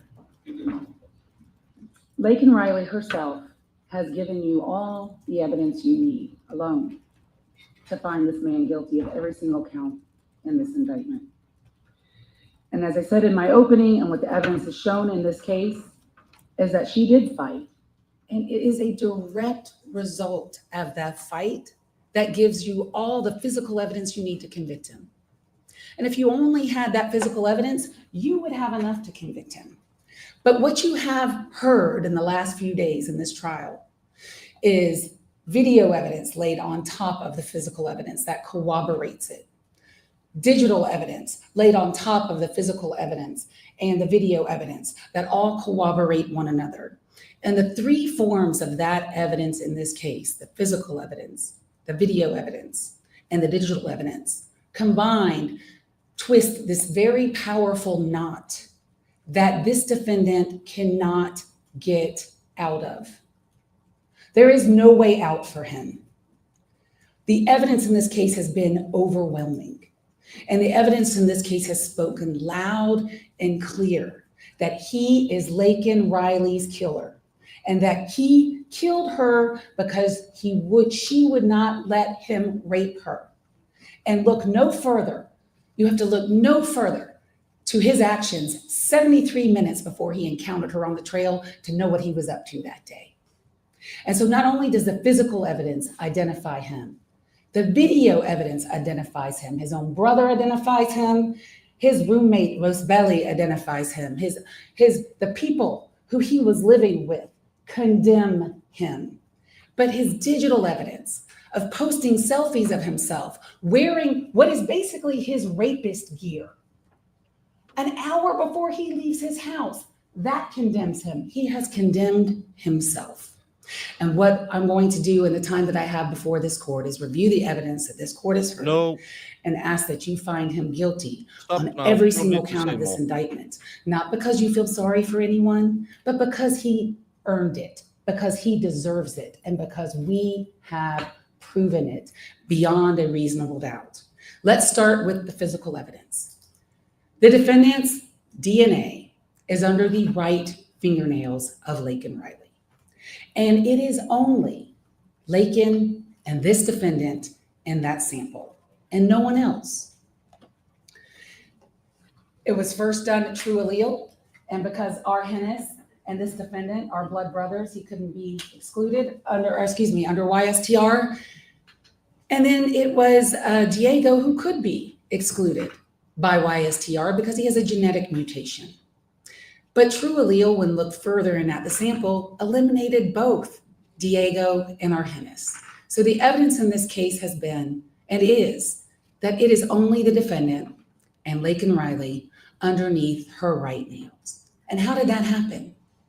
Because she, in her fight, I think just for the properness of it, he will say, I will be back at this hour. I don't think he'll do a direct verdict.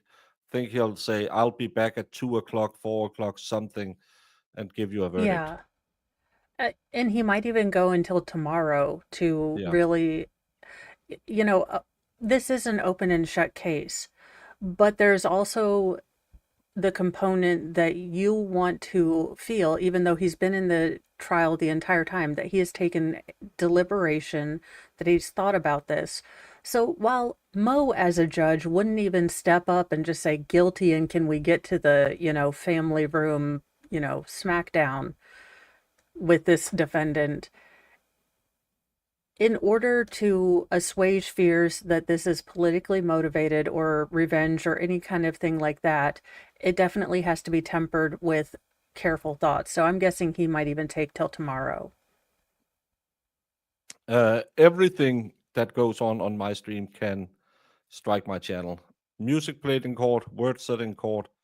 Sometimes I've been struck without knowing why. So we never ever know when our videos is demonetized.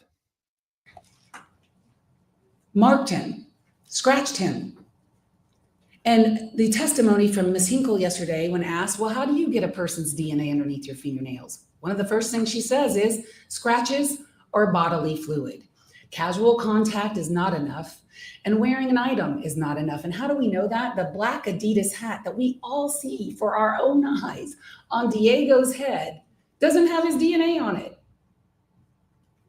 I mean, contact DNA isn't the magic bullet that everybody likes to pretend it is in front of a jury. But we know Diego was wearing that hat. You can see it for your own eyes. And I'm going to talk a lot more about that hat and why and how Diego was wearing that hat a little later. It is the defendant's thumbprint on Laken's phone. And this was from the Daubert hearing. This is, first of all, the digital image of Special Agent Daniela Stewart. And that is a digital image 597, which is in evidence on one of the thumb drives. And the court heard the testimony that we adopted from the Daubert hearing.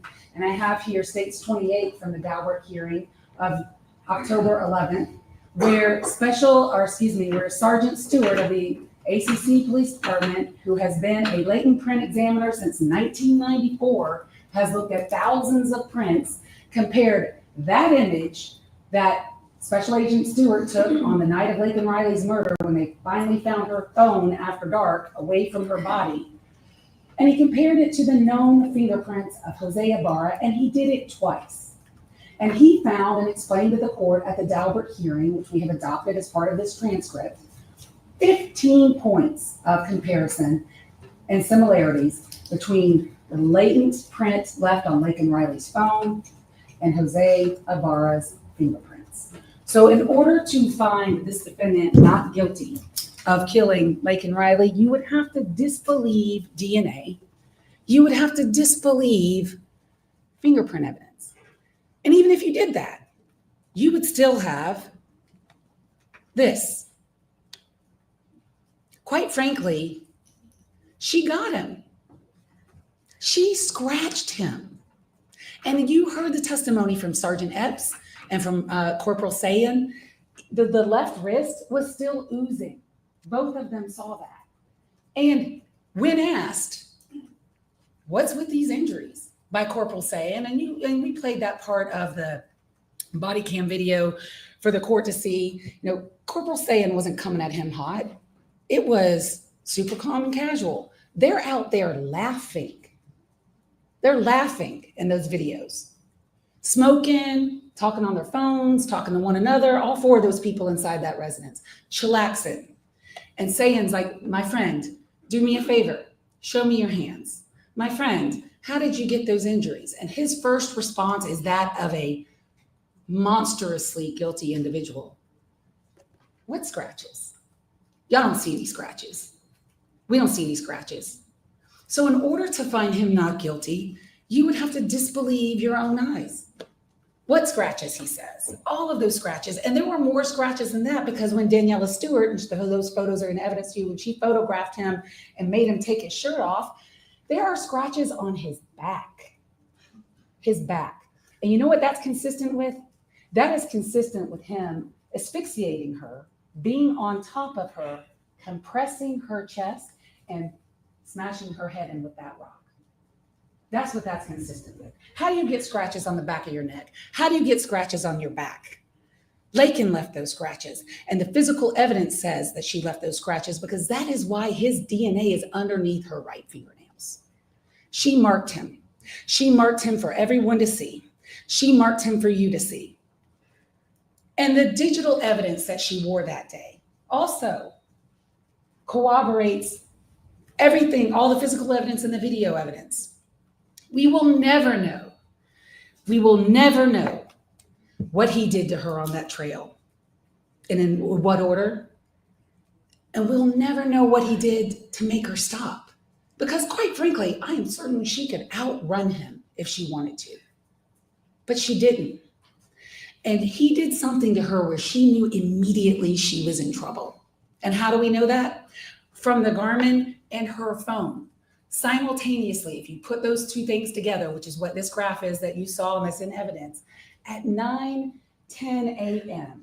And there's some seconds in between them that really only matter if you're an Olympian swimmer or a track runner. It's so close together in time, it doesn't matter. It is simultaneous.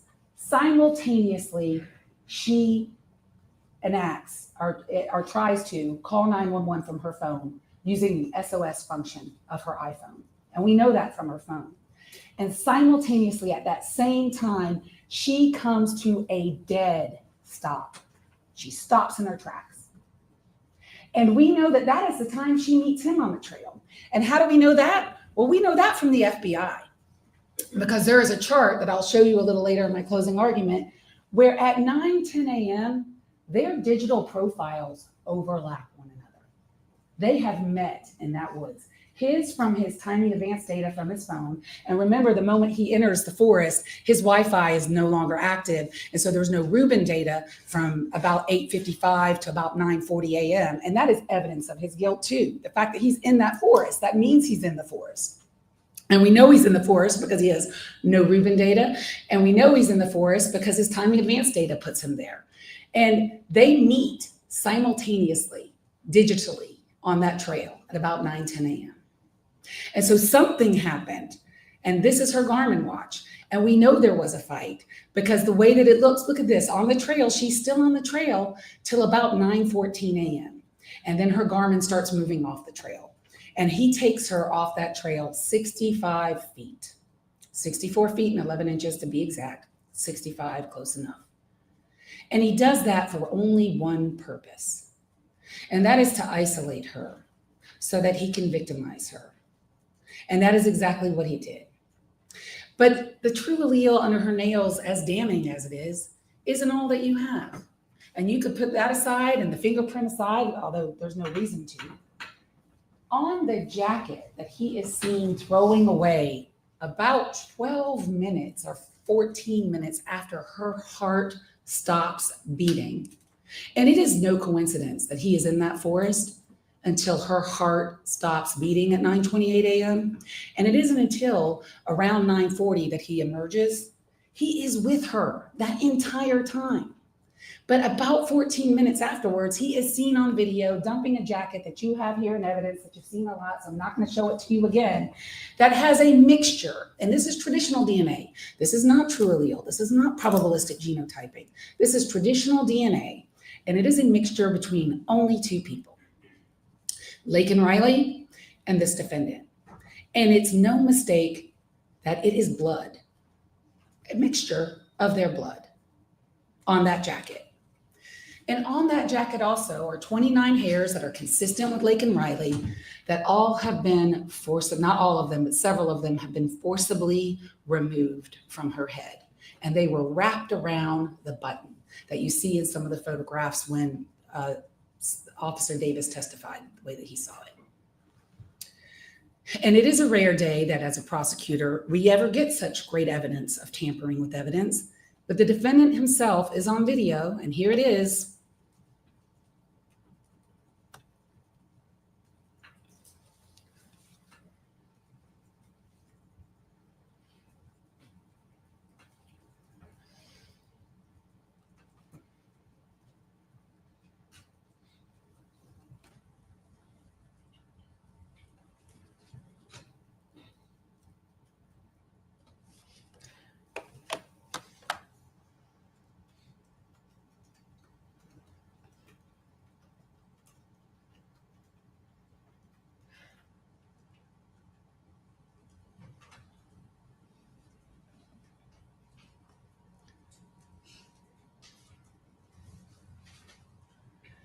And now I guess the defense will have you believe he just threw away that jacket right at this moment just because he just didn't want it anymore.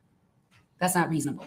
He threw away that jacket because he knew exactly what was on it. He knew it was his blood, he knew it was her blood, and he knew he had to get rid of it. And he also knew that he had to get rid of his gloves. And so what he does further on in this frame is you can see him take them out of his pocket and throw it in the bushes. And on those gloves is Laken Riley's blood. He threw away the gloves because he knew what he had done. He knew her DNA or her blood would be on that, and he got rid of it. That is what we call consciousness of guilt in our business. He threw away those items because he knew he had killed her, and he threw them away because he didn't want anyone to find them. That's why he did it. And what's so fascinating about this video is the part where he looks at the hat. Let's talk about that. Guess what he didn't throw away? The hat. It's his brother's hat. Diego said it in the interview. That's my hat. He wears his own brother's hat to go kill someone. And he looks at it. Oh, no blood on that. He didn't see any blood on it, although there is some blood on it. Puts it back on his head. Doesn't throw that away. And then lets his own brother walk around with it the next day. And the fact is, if Diego had not been wearing that hat, we may have never caught these people. We may have never caught him. But Diego was wearing that hat. You think for 1 minute, Diego would have to be the dumbest killer on the face of the planet if he killed Laken Riley and was still wearing that hat around. Because what Laken Riley's killer did was he got rid of all the evidence. At least he thought he did. And that hat right there, he couldn't see her blood. And he gives it back to his brother. And luckily for all of us, his brother decides to wear that hat that next day. And we know his brother wasn't wearing the hat on that day because you got to see the video for yourself where Diego goes to work on the day of Laken Riley's killing. He's at work and he's wearing a completely different hat. And each day that we have of the videos of where he's going to work, he's wearing a completely different hat. So this defendant, this killer, gives a hat back to his own brother that he was wearing when he killed Laken Riley. And I have to take a moment. You know, the officers in this case have done a lot of things. They dived into dumpsters. Daniela Stewart told you she was on her hands and knees on that crime scene, looking for rocks that were similar. Couldn't find any rocks around where Laken Riley was murdered. A lot of it, you know, Sergeant Timothy Johnson, whose testimony we adopted from the hearing in October, you know, just hitting the streets, looking for things. Zach Davis, dumpster diving. It was a combination of good police work and, quite frankly, just luck. We were lucky that Diego decided to wear that hat. And you think for 1 minute, if Diego had killed her, he would have put that hat on? No. And looking in the video that you see, and you saw slowed down versions of it, Diego has tattoos on the back of his neck. They are not in that video. Rosebelly herself, who knows both of these two, identified this defendant in that video. And if you're concerned about whether she's right about that, well, the FBI's digital profile of this defendant's device hovers over that dumpster at 9:40 a.m. It's him. And there is no doubt that it's him. Here is the FBI profile, digital profile from the CAS team of the defendant's device now over the dumpster. In the center of this is D1. 9:40 a.m. He's at the dumpster that we just saw him at, dumping bloody clothes.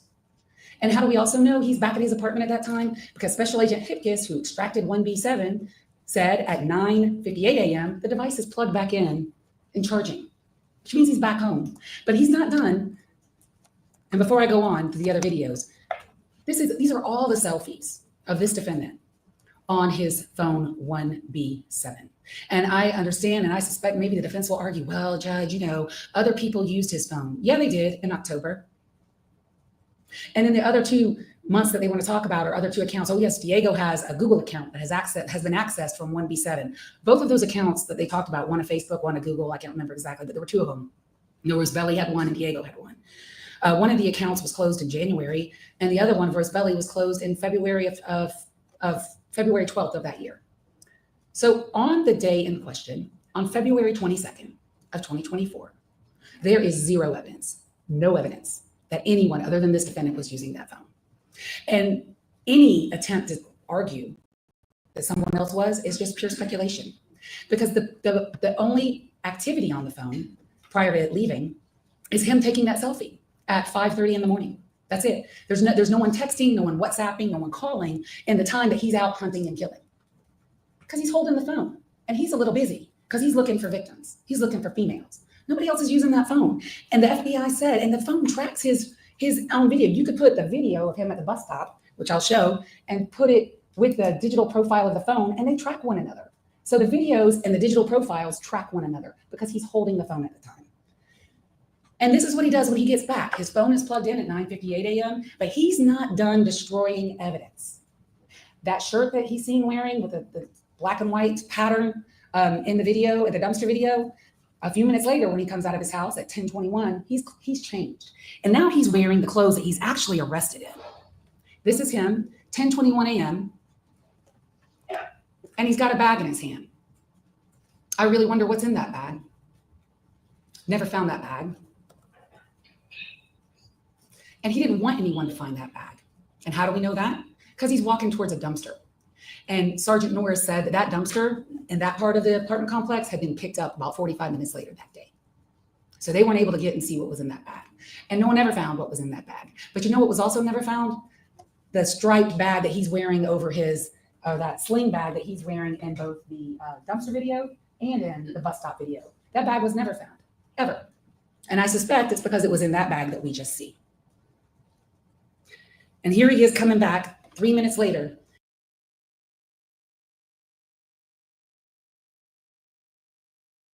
And there is nothing in his hand.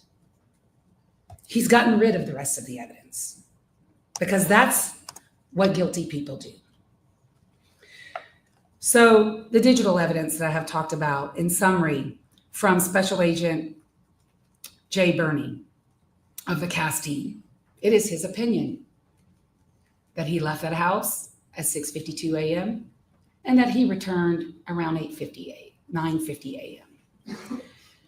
And that there is no Rubin data on that phone from 8:55 to 9:40, which is consistent with him being in the forest. This is the slide from, and this is what summarized Special Agent Burney's testimony, that at the time at 9:10 a.m., so on this slide here that was before the court, page 29 of his exhibit, at 9:09 a.m. to 9:12 a.m. is where on the trail Laken Riley and this defendant meet digitally and in person. And so that is pretty much the evidence. DNA is there, his thumbprint is there, and he's on video dumping evidence associated with the crime shortly thereafter. I want to talk to you about the charges in the case, and this is usually when I would go on much longer with a jury, but I don't think there's a need to do that with this court. These are slides that I use in murder cases where I close all the time in front of juries. The court is aware that in the state of Georgia, we have malice murder. The defendant is charged in count 1 of this indictment with malice murder. Malice can be proven in 2 ways, as you know, but we really don't even need to talk about implied malice in this case. This is express malice. Everything this defendant did to Laken Riley on that trail showed his intent to murder her. And what express malice is simply the intent to kill. And so what evidence is there that when he interacted with her on that trail and he drug her off that trail that he intended to kill her? Well, look no further than the evidence of the medical examiner in this case. He put huge holes in her head with a rock, and he did it more than once.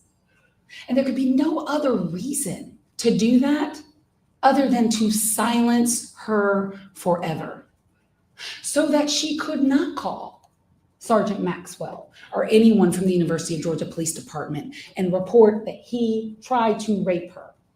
Because guess who did call the police on him? Teacher Sweet. And we're going to talk about that county indictment. And he ran away after she confronted him at the door.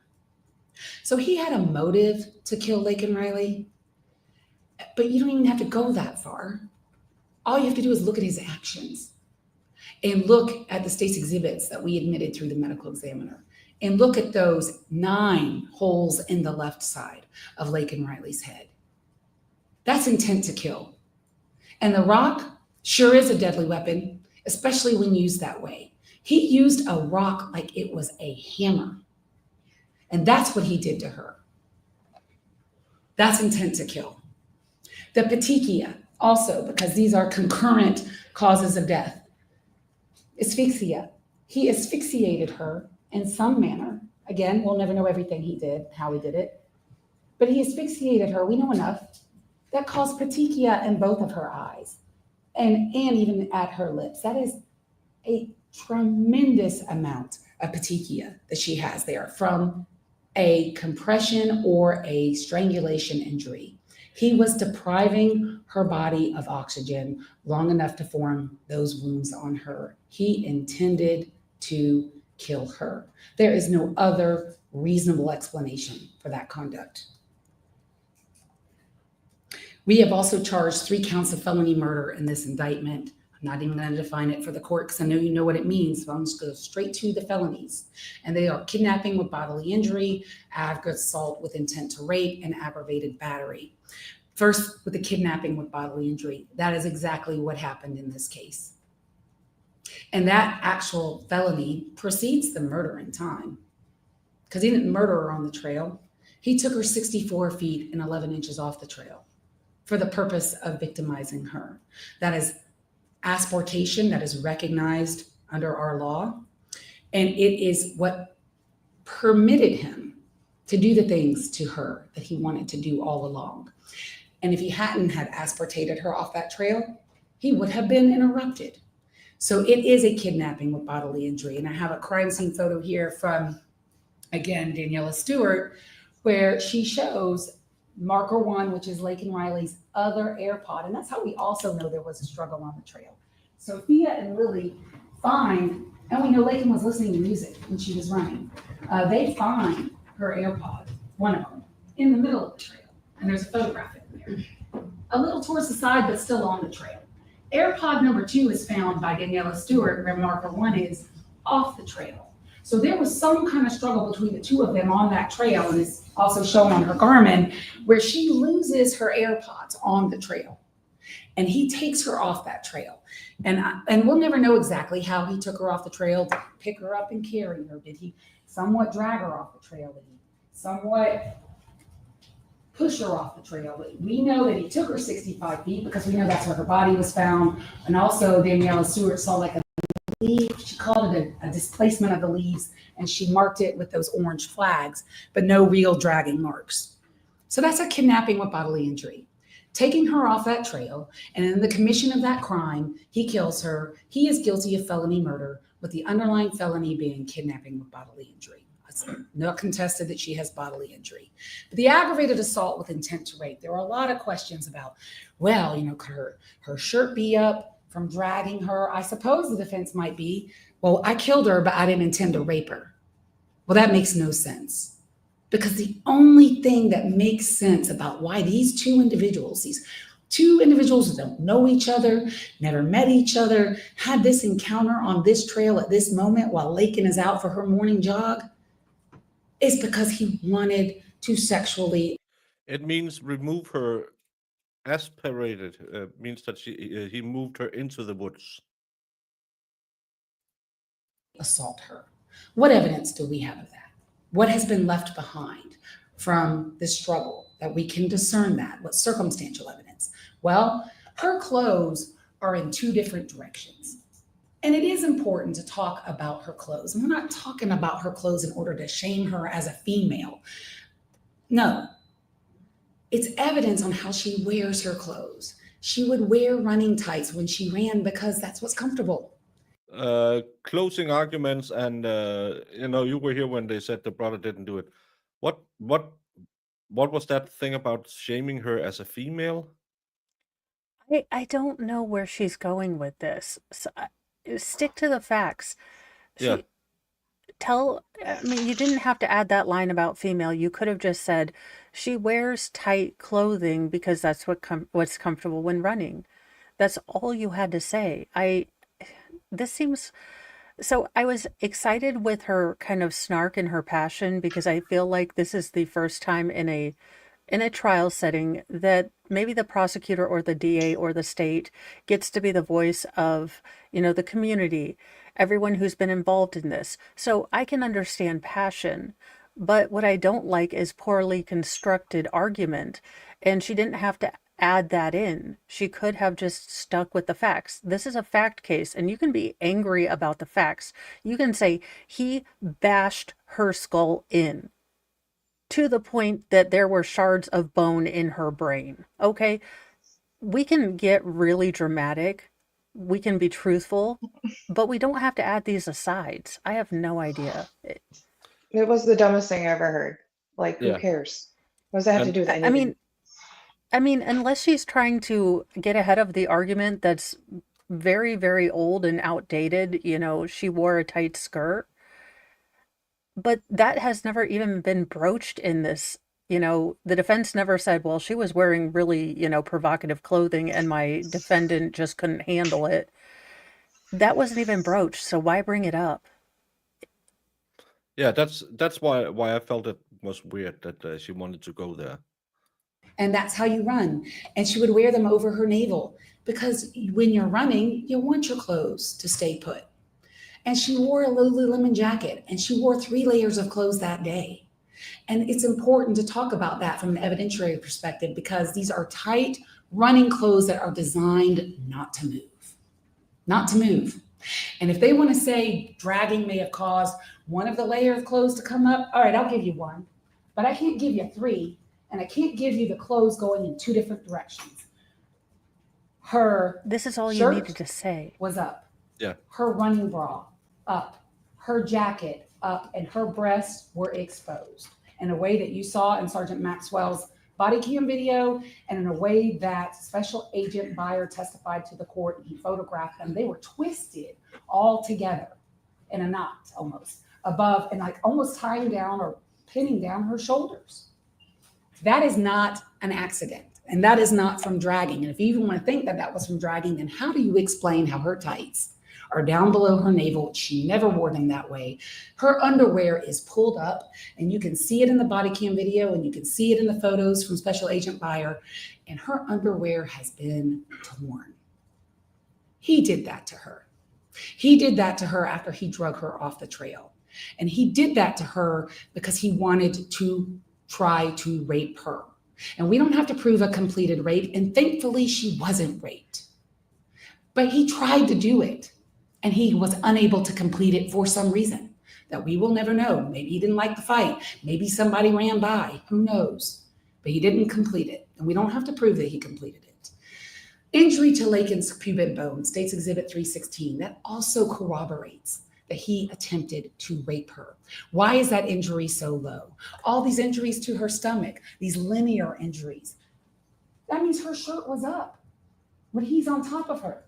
Could it have been the bag? Possibly. It's consistent with a metal object. Never found the bag, don't know. But there's no reason for her to be exposed that way unless he was trying to sexually assault her. That is the evidence of aggravated assault with intent to rape.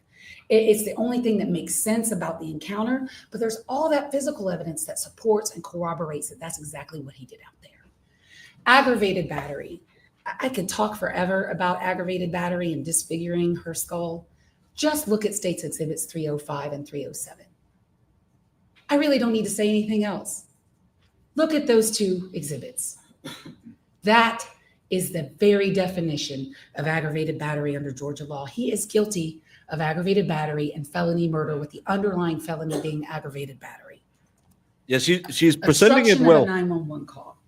The SOS call was made, no doubt about that. We got that from not only Laken's phone, but we also got that from Kevin McCreevy from the 911 call center. She made a call. She made a call. It was answered. You heard the call. Kevin McCreevy testified. The caller hung up on the 911 center. That was his testimony. The 911 center called Laken back twice, and that you could see that in her phone. And neither call was answered. Who hung up the phone? Well, he did. How do we know that? State's Exhibit 28. It is no coincidence that his thumbprint is on her phone where you would go to hang up an iPhone.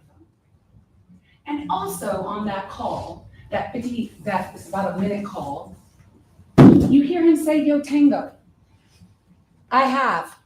Yeah, you do. You do have. You had her phone, and he hung it up. And when 911 called back twice, no one answered. And her phone is separated from her body. So her body is in, she was murdered by the tree. She was moved and hidden and put leaves over her. And it worked because it took Sergeant Maxwell 20 minutes to find her, and he had her digital profile. And we didn't play the whole thing, but he testified it took him 20 minutes. And because he hid her, because he didn't want anyone to find her. We were lucky there too. But he separated her from her phone. Her phone was so far away from her, it took them hours to find it. You heard Sergeant Norris, I would walk her through shining a flashlight. I almost stepped on it. You saw the video of his body cam. You saw how dark it was out there when they found her phone. He separated her from her phone because he didn't want her to complete that 911 call. And she didn't. He's guilty of that. Tampering with evidence. I've already covered this. It is rare we get this on video, but we got it on video. He's throwing away the bloody jacket. He's throwing away the bloody gloves. That's how it is alleged in the indictment. He's guilty of that. And I've already covered this. There he is. No tattoos, been identified, looking at the hat that he decides to keep. Here he is on social media. If you have any doubt that that's him wearing the hoodie and the black Adidas hat, did you a huge favor there as the fact finder. It's 5:37 a.m. on the day of the murder. He's about to go out, and that's how he's dressed.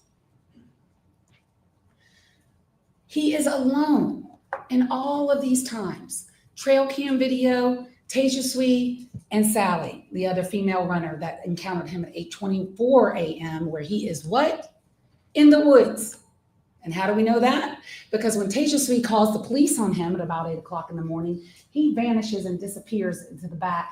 And Sergeant Rabu testified in the direction of the IN fields. And he stays there. What's he doing there? What's he doing there? Well, he isn't running. I doubt he's bird watching. He's sitting there waiting for someone to come by because his first intended target, he wasn't able to get.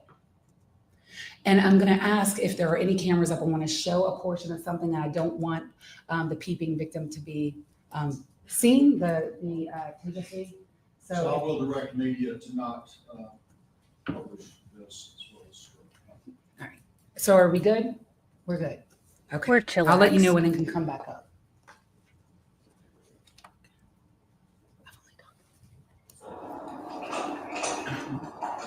Hey, I'm sorry.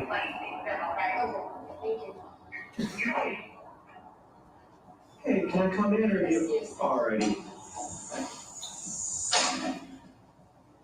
So I'm just gonna get one thing over the radio. 6427, I believe it's gonna be the north facing at the end of the building. Hey, sir, you okay? Oh gosh, I understand with you a little a little bit scary. I'm just gonna be asking a couple questions, get some clarifying information, okay? So you're taking a shower, correct? And you heard something going on? Yeah, I heard like something was moving and I just heard it was someone from upstairs. I usually hear that. And then when I actually came out, I heard it coming from the door. Are you hearing it coming from this door? Yes. Okay. So I went to see to the people and then I saw actually someone was like crouched down and then trying to like, I think I just open it. Okay. And then I thought it was just maintenance. I thought of opening, but then I was like, why would they do that right when the first knock? Yeah. So, and then I said, excuse me. And as soon as I said that, they tried to back down, but I could see them knocking. Mm-hmm. And then they went away. And then after that, I tried to get the phone. Then when I was standing by the door, then I could see them peeping, trying to peep and take a look. They're trying to look into that. So at no point do they ever enter your door. Okay, good. In this frame, you can see, as some people would say, clear as a country mile to the back of Building S from Tasia Sweet's apartment. She absolutely saw him looking in her apartment. And when she said he was ducking, you can see that for yourself in the trail cam video. And the peeping Tom. What?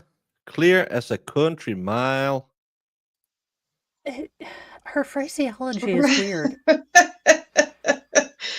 I mean, I get it, but it was just, you don't need to but be if fancy. You have was all for these a- shitty bendy roads in the countryside. If this was for a jury trial, I mean, if you knew that the population of the jury was mostly rural or something like that, Sorry. it is one of those sayings, but it doesn't match with, she hasn't shown herself to be the folksy country lawyer. So it comes out of left field. But it is something that you could, foresee. It's just a phrase that she uses, but it really has, it is kind of jarring when she says like apparated or disapparate, some sort of apparition, and then she uses a folksy term like this. It's just discordant.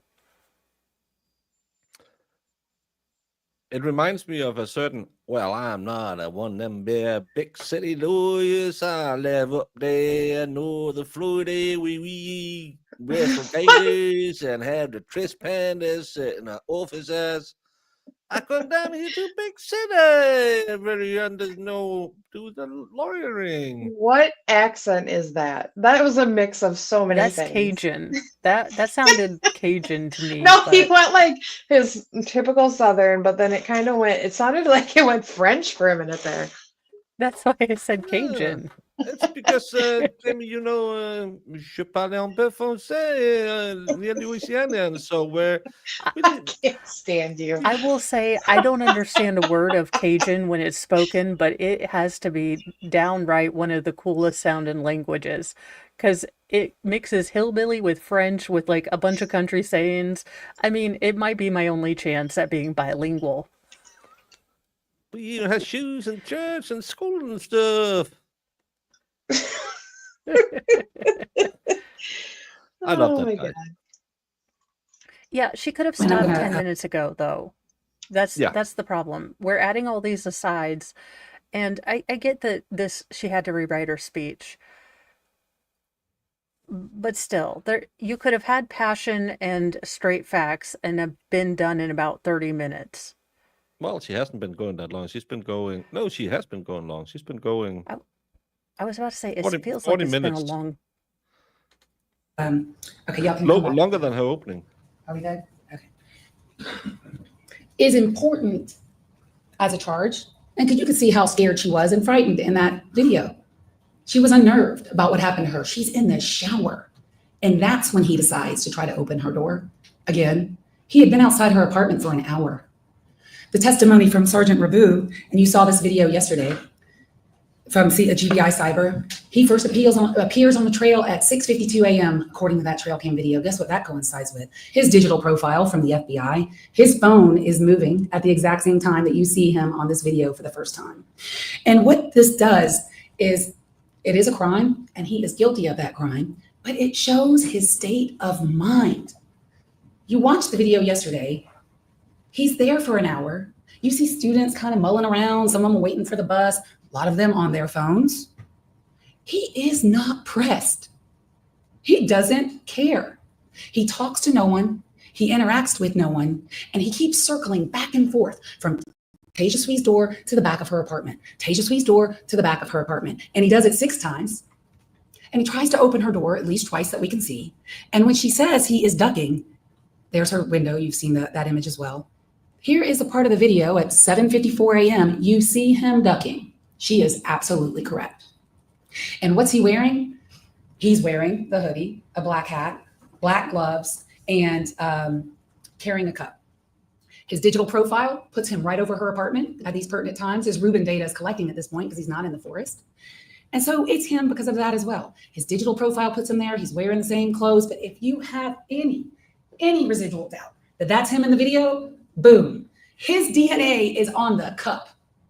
The white cup that you can see him carrying in that video was found smack in between Tejaswi's apartment and Laken Riley's body, and it is his DNA on that straw. And yes, it's a mixture. It's not Diego's, it's not Artemis's, it's not anyone related to him. It's him and some other male, and there's alcohol in that cup. He's drinking alcohol at 7 o'clock in the morning while he's out prowling and hunting females. It's him. This is no a doubt that it's him. judgment-free zone. And I want to talk about the drink when I gloves hunt females. because the gloves that he chose to wear that day, you heard from Alexander Coven of the crime lab. Luckily again for us, they were cheap.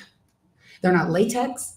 There's some kind of polyethylene, like plastic gloves that tear easily, is what he said. That was his scientific testimony. And those gloves were torn. And you saw photographs of them where Katrina photographed them at the crime lab. And because those gloves were torn, he was able, and maybe they were not torn when he was holding the cup. Maybe they got torn when he's holding these rocks and murdering Laken Riley when she is fighting him. But at some point they were torn. And we know that because after they're recovered in the bushes, they go to the crime lab and they are photographed and they are examined. And the first person who sees them at the crime lab is Valencia Johnson. And she says they were damaged. The second person who sees them is Katrina, and she photographs them. And you have the photographs and evidence to use to see for yourself that they were damaged. So what in the world is he doing outside a co-ed's apartment, wearing plastic kitchen gloves, a hoodie, covering up his face and skulking around? He is trying to get her. And when he couldn't get her, he ran away into the forest and he stayed there until he encountered Laken Riley about 73 minutes later. And then he did all of the things that we've already covered in the indictment. And I want to talk to you a little bit about circumstantial evidence, but not in a way that I would talk to a jury about it. There is no legal difference between circumstantial evidence and direct evidence. It's not bad. It's just different. And in this case, it is powerful. And it is layered upon layer upon layer. And there is no way out for him. He is guilty of everything in the indictment. I want to talk to you about the defense case. And this is actually something that a scientist said yesterday. It's amazing how trials are, how people say things you never expected. And they just have a life of their own. Trials. Ashley Hinkle yesterday, I think it was on Cross. The absence of evidence is not evidence of absence. I couldn't say it better myself.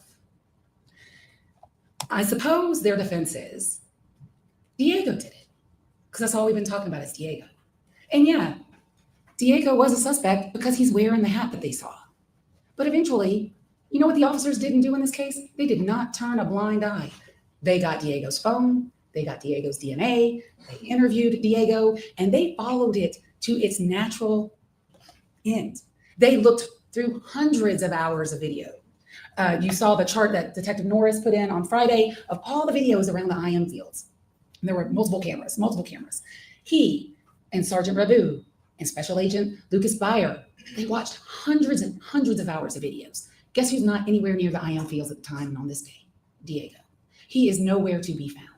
And the only way that Diego could have done this crime, and the only way that it could be even like a reasonable hypothesis that he could have done this crime is if he had two things. Number one, magic pixie dust. He would need the magic pixie dust to put his brother's thumbprint on her phone. He would need the magic pixie dust to put his brother's DNA underneath Laken Riley's fingernails. And he would also, in addition to that, because of the video evidence, he would need one other thing. And that would be Harry Potter's invisible cloak. He would have to put that on and go to the IM fields and do these things. Is that what you went with apparated? And I want to talk about Stephanie, because what your decision is today is it's Stephanie versus science. Stephanie who wants to invoke the fifth when asked about whether she had a sexual relationship with Diego, which goes to her motive for being here. And the conversation, which is so interesting, she said she had with Diego on the night of the 22nd, after the police were in her apartment. And we know it had to be the night of the 22nd because it was after Laken Riley's body was found, which was noon on the 22nd. But before 8 a.m. in the morning, when Sergeant Johnson sees Diego wearing that hat that his brother left in the apartment after killing her. And she says between that time, she had a conversation with him at some point. Well, guess where Diego was that day on the 22nd? You saw it for yourself. He was at work. And he was at work until about 11 p.m. And it was Stephanie's birthday, and she was out drinking. And she drinks so much, Judge, that she even said, and the GBI, Annie Mormon, confirmed, she was drunk when she was talking to the GBI the next day still. And maybe she did have some semi kind of conversation with There's him. a Even then, if you lot take her of at her word, it's not a confession. judgmentalness in this right There is now. no evidence that he did anything except be a brother to him. And it's pretty low down that you're going to take the killing hat and then let your brother wear it around in the apartment complex the next day. But that's just what a killer would do. So to believe her, you would have to disbelieve all of that. And then today we heard some unreliable inmate hearsay. Not reliable. And cannot weigh anything against the mountain of forensic evidence, video evidence, and digital evidence that you've heard in this case. And yes, here is Diego wearing that hat. You think he'd have worn that if he had known what was on it? He didn't know. Glad he wore it. He didn't know. And so that completes my portion of this closing argument, and I will cede to defense and see Your Honor at rebuttal. Thank you. Ms. Beck.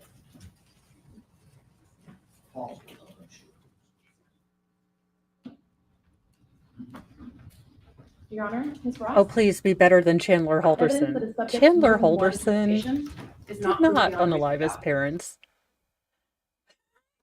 He likes video games, but who doesn't? And maybe he Yeah. dismembered him. But I mean, do we He at have least didn't video? eat. Well, he tasted the long pork, but he didn't like the taste of the long pork. Baker, that case will always bother me for one distinct reason. You have a GD green egg outside. If you wanted to, say, cook something low and slow or long, and no one would think anything about that, why would you not put everything in the green egg and just tell people you're barbecuing because it is 4th of July versus putting it in the GD fireplace in the 4th of July? I mean, I don't know why that's Because the thing he's that a bothers straight me the A student most. who put a fan outside of the what's The it called? fireplace. Yeah, the fireplace in the living room that burned so bright that the neighbor up the road thought, that's weird.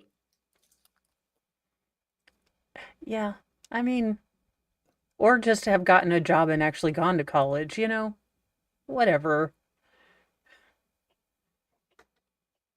But one thing that will always piss me off in that case is Kat did nothing. We agree she did absolutely nothing. And then you see her Yeah, she in stayed in that. a pillow fort next to like El Crematorio. You're telling me Chandler, a man who's never even made Easy Mac by himself because mommy had to do it, now he's smoking like long or pork ribs? I mean, okay. It's yeah, I and especially because that way, oh, she did nothing. We agree. She absolutely did nothing. And then you see her sitting there in talking about smexing and I like to eat chocolate. I am You allergic to know, chocolate. yeah, and I still need therapy for the fact that I had to imagine her and Chandler in the shower FaceTiming. I'm like, "Bleh. That's 90 pounds of nope I don't want to see." That was so weird. Who FaceTimes in the shower? Well, I mean, you would assume if you look on the scars on my legs that I'm always FaceTiming when I'm attempting to shave my legs. But no, I managed to do that all by my own self. It's yeah, it's so. We should do a rewatch. How long is Oh my that case? gosh. Can I rewatch it on It's Thanksgiving? it's 8 weeks long, but I think if you did the opening and the closing because the state had to hilariously, I mean, they didn't put Jigsaw, the little, puppet guy in front, but they put Bart and Krista, and then they broke them up like puzzle pieces. I'm like, possibly not the PowerPoint graphic to use when they've been dismembered and scattered across the county, but You know, I mean, at least you didn't start with, do you want to play a game? Does Ricada send? No, he sends. Well, he streams from his hot tub. I want a hot tub. I want to be Oh, YouTube rich yeah. so I can get a hot tubs. I'm banking on bath water for As Mr. Kirby said, his retirement. opening the evidence in this case is graphic, disturbing, and it is deeply sad. And I don't envy your position, Your Honor. The rest of the people in this courtroom get to be human. We can feel shock and outrage. But Your Honor is the court. You are the embodiment of law. And as the court and the fact finder, the law requires that you not allow your verdict to be swayed by sympathy for anyone. It must be based on the evidence. Mr. Ibarra, acting on our advice, elected to have a bench trial, trusting that Your Honor could, and believing that Your Honor would, set aside the emotions in this case and simply consider the evidence. So I'm going to catalog for Your Honor why I think the facts and the evidence in this case should leave you with some reasonable doubt. Before I do, I want to touch on two legal principles. Your Honor is already familiar with them, but I do want to make my legal arguments clear for the record. The first legal principle is embodied in OCGA 2446. And that law requires that when the state's case is built on circumstantial evidence, they have a higher burden. They have to go one step beyond proving their case beyond reasonable doubt. They also have to exclude, beyond a reasonable doubt, any other theory consistent with Mr. Ibarra's evidence. No, you don't. Check out Delphi. Because the evidence is subject to more than one interpretation, it is not proof beyond reasonable doubt. And while the evidence in this case is voluminous, it is circumstantial.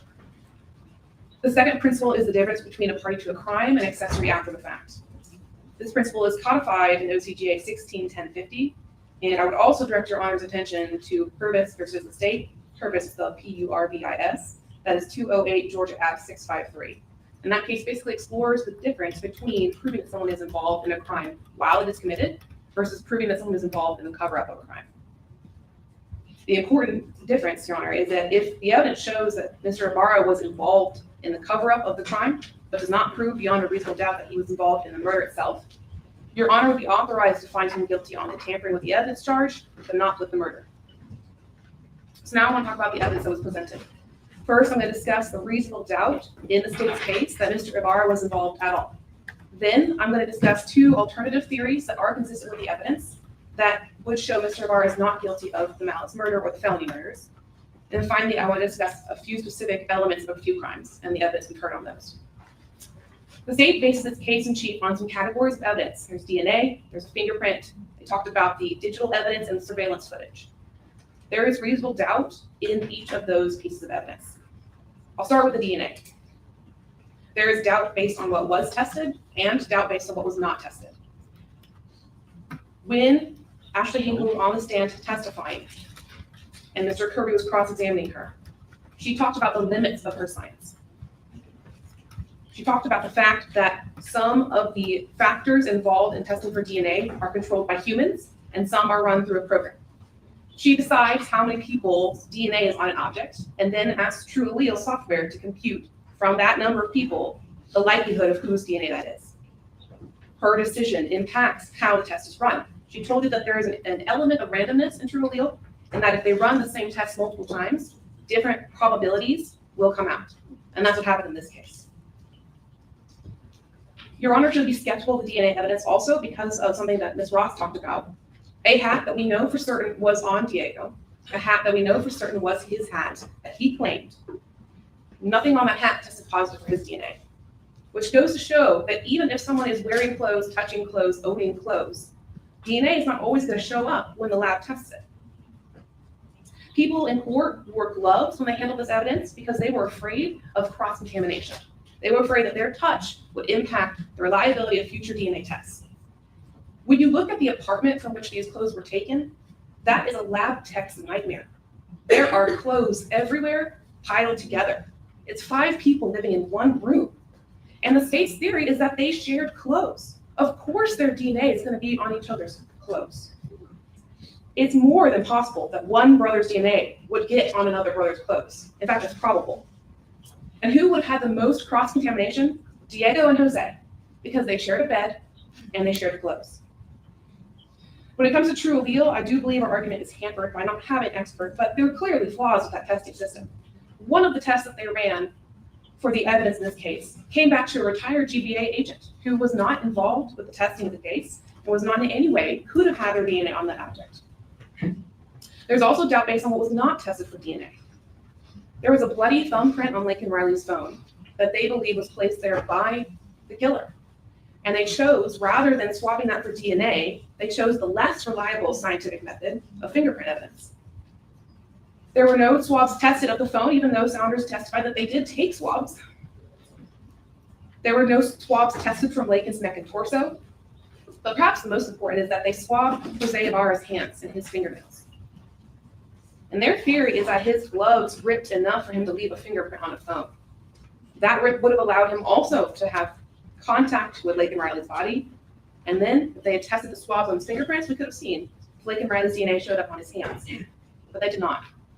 They don't get to cite a name of a guy we don't know, James Sebastian, and call it a day. They should have provided some reason why they didn't test these swabs, and they gave Your Honor none. They also didn't test any of the gloves found in Diego's bag. They had a visual examination, but we know from the state's own evidence that's not enough. Katrina Ostapovich testified that she has to use a special light to see blood on objects. She called that light an ALS and compared it to a black light, because blood is not always visible to the naked human eye. So Saunders' visual examination of the gloves in Diego's bags should not persuade Your Honor beyond a reasonable doubt that they did not have blood on them. The fingerprint evidence in this case is also questionable. At the Daubert hearing, Tim Stewart testified about the APHIS database, and that is a federal database that stores any fingerprints deemed valid enough for comparison taken by federal agents. There are hundreds of thousands of people in that database. And Tim Stewart, before he did his own comparison, ran the latent fingerprint from the phone through that database. And there was no match to Jose Ibarra. He wasn't even in the 120 possible candidates that APHIS populated for Tim Stewart. I want to also speak briefly about confirmation bias. When we were speaking to the medical examiner, she talked about how when she looks at the case, there's information already populated in the system that she doesn't generate. The case number and the involved parties. And the involved parties in this case are telegraphed to the scientists at GBI as to how the state wants the evidence to come out. The information said subject Jose Ibarra and elimination Diego and Argenis Ibarra. And unfortunately, when you're testing for DNA and you know ahead of time the result you're supposed to get, that colors the process and weakens the scientific reliability of those DNA tests. Now, as the phone location data, their theory is that Jose had the phone. Agent Hipkiss testified that Jose is the user of the phone. Their evidence relies on the fact that Jose had exclusive access to that phone, but that is dispositively not true. Norris testified that other individuals were communicating with other members of someone using that phone in October. The stipulation of the parties showed that there were other accounts on that phone. There were 2 Gmails belonging to Diego, and there was some evidence that that email account was active in January of 2024, which is a month prior to this. Rose Bailey had a Facebook Messenger account on there. Jose's mother-in-law had a Gmail account on there. There are multiple Instagram accounts belonging to Diego on there. That's all stipulated. And even if you consider that Jose had the phone, the testimony of Jay Burney shows that there is some shakiness as to exactly where that phone was at the time of the murder. The broad band of where that phone could have been due to the delayed timing evidence of the phone is quite wide. It covers parts of the Oconee forest and parts that are outside the forest. He concluded that the user of the phone must have been in the forest because of the lack of Wi-Fi Rubin data, but he also conceded that that Wi-Fi Rubin data could have been lacking if someone turned off their Wi-Fi. That uncertainty as to what caused the Wi-Fi to not respond is reasonable doubt. In the dumpster video, Your Honor should have some doubt based on the angle and the quality of the video. Rose Bailey did identify Jose, but she testified that the reason she identified him was because of the hat and the shoes. The hat that we know Diego owns, and black slides that we know Diego owns too, because the agents found a second pair of black slides in the apartment when they searched him. So the hat and the shoes that Rose Bailey identified for Jose could just have easily been Diego's. In the 911 call, no one identified the voice. I don't know why the state didn't ask Rose Bailey, but she was here. Maybe she could testify to who was speaking, but no one did. And the phrase that the state would... Why didn't you ask her so you could get her to disprove it? Yeah, you weren't barred from asking questions. And, you know, with her being, I don't mean to say this insensitively, but kind of grayish, it is easier to give her grace as far as this is her job, this is part of the system. She has to ask these questions and show these doubts. When you compare her to Owens, she is leagues less offensive than he was. Yeah. And, you know, I couldn't imagine having to look at all this evidence and still have to defend this client. It is. No, she has no obligation to ask questions, but she wants the questions asked because that could prove her case, is what she's implying. So yeah. And I mean, she has a terrible fact pattern. I mean, the client all but called the police while he was standing over the body. I mean,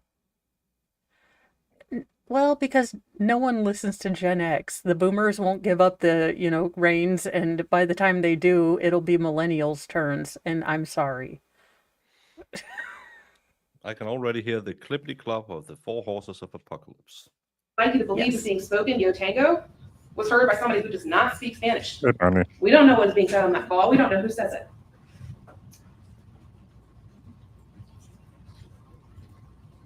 There is an alternative theory in this case that makes sense of some of the discrepancies in the state's case. Jose was short. He was chubby. He was, according to the state, wearing slides the morning of February 22nd. I agree with the state that Laken Riley was physically fit. She was fast. She could have outrun him. But there's another suspect in this case who was taller, who was more physically fit, who was wearing sneakers on the day of the murder, and that is Diego Ibarra. We know from the dumpster video that the person throwing away the jacket is tall, because Officer Zach Davis testified the slot into which the jacket was thrown was about 6 feet high. The person in the video didn't have any trouble, was parallel to the head or just above it reaching that slot. That suggests someone that's taller than Jose Ibarra. We also know from Joseph Clementi that there was a second person out wearing dark clothing, not a runner, on the day of the murder. He testified that between 9:46 and 9:48, he saw somebody That's who was what we're skinny, hanging the wearing case dark. on. Yeah, that's and that he could run faster. Oh my Clothing, goodness. wandering around intramural fields, and was about 6'9" or taller. That description matches Diego. 6'9"? And we know it can't. He's a Viking? We're not six. We are 6'6", 6'2" on average. That's no. You can't come and tell. And that guy said I couldn't recognize him again if I saw him. So and he said he had khaki pants on. It is possible. Two things can be true at the same time. He saw someone completely unrelated to the case. yeah, that was someone in dark out clothes. having a stogie before going Yeah. to work. Can't be the same person in the dumpster video because it happens at the same time. The dumpster video is at 9:44. Clementi is pretty certain about his timeline because he's tracking his position using a running app on his phone. Other evidence suggests Diego is the one who killed Laken Riley is, of course, that the fact he was wearing the hat of Laken Riley's blood on February 23rd. According to the state, you can see blood on black clothes, so Diego, when he's choosing hats that morning, should have been able to see that the hat was bloody. But more importantly, Officer Epps testified that he observed dirt on the brim of the hat. Tim Johnson testified that he observed dirt on the brim of the hat. There is no way Diego put on that hat without noticing something was strange about it. And the reason he put it on, without questioning why it's got dirt and blood all over it, He was drunk and half is awake. because he already knew that it was there. The state would like to say that It was a speck around about this big. I have caps I've worn way too much where you can see all this sweat discoloration. We men My are gross. husband has a pair of underpants that should be consigned to the depths of hell, but they're broken in. So, who cares that the waistband is completely almost detached? They're broken in. I call BS. Yeah, and as long as the holes in the bottom is not enough that the marbles fall out, they're fine. Women go spend way too much money on clothes. Diego would have to be the dumbest killer in the world to put it on. But unfortunately for the state, that's exactly what the person in the dumpster video does. After he examines the hat, he puts it back on. So if their theory is that's Jose or that's Diego, either way, the killer put the hat back on his head after having been committed a murder. So that argument does not hold water. Well, your client might be a moron. We know that Diego had 2 cloth gloves in his bags. Both of them are mismatched, meaning that, assuming that they each had a pair, there was a pair of gloves Diego owned that was never found. But while we're talking about gloves, I want to talk about the black gloves that were found in the apartment. We know that they were disposable kitchen gloves, and unfortunately we don't know where they came from because the officers didn't track the investigation that far back. However, Rose Bailey said that they did not come from. And can we? I don't know if this is racism. Iris, can I get a Mexican card? How many Hispanics have you seen that's 6'9"? Well, I'm just saying, except Giant Gonzalez from the WWE back in the early 90s, late, I think 92, SummerSlam 92 and 94. okay, Baker, I figured this case out. Diego did it. Remember when Dora had a spinoff and it was her cousin Diego and he also had a magic backpack? He had a map, he had the backpack, and they're like, what are we gonna do today? Follow the map to assault, do. And he used the magical backpack to transmogrify himself over to the field and no one found him. While his brother was Dora's running fault. around looking at a girl's house on video. You know, it's their family time. We can't judge it. I mean, some people do game night, some people do stalking. Weird. Yeah, it's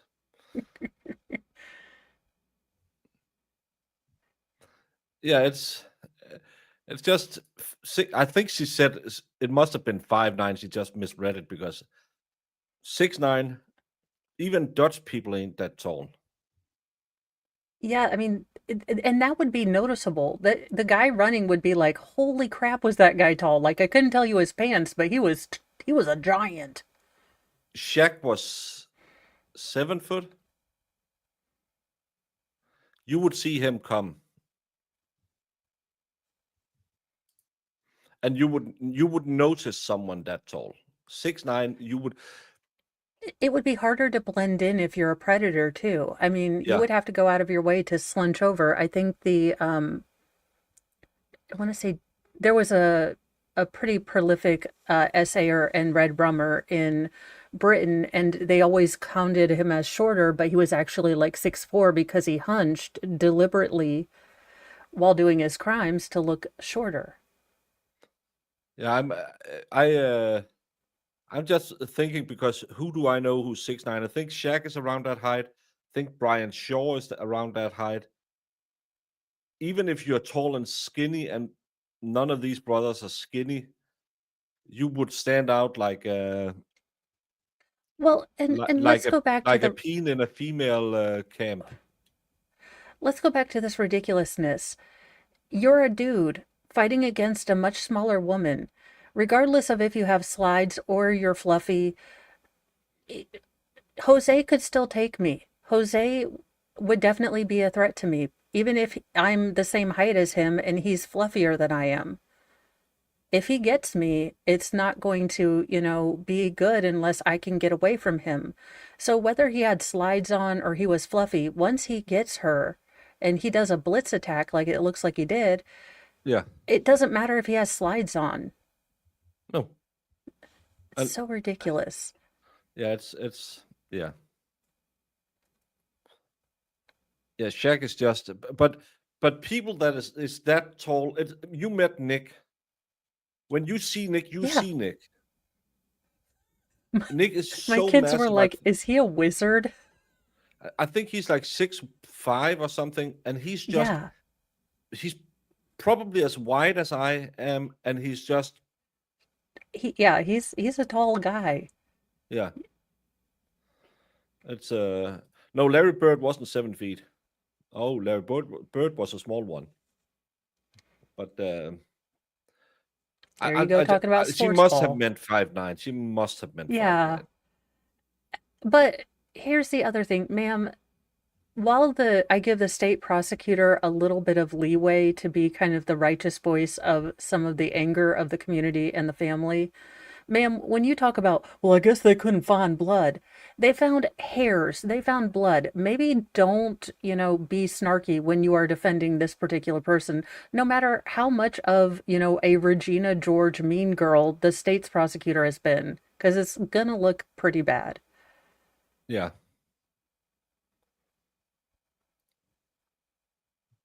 Was Ooh. he 6'9"? Was he that tall? He just looked small.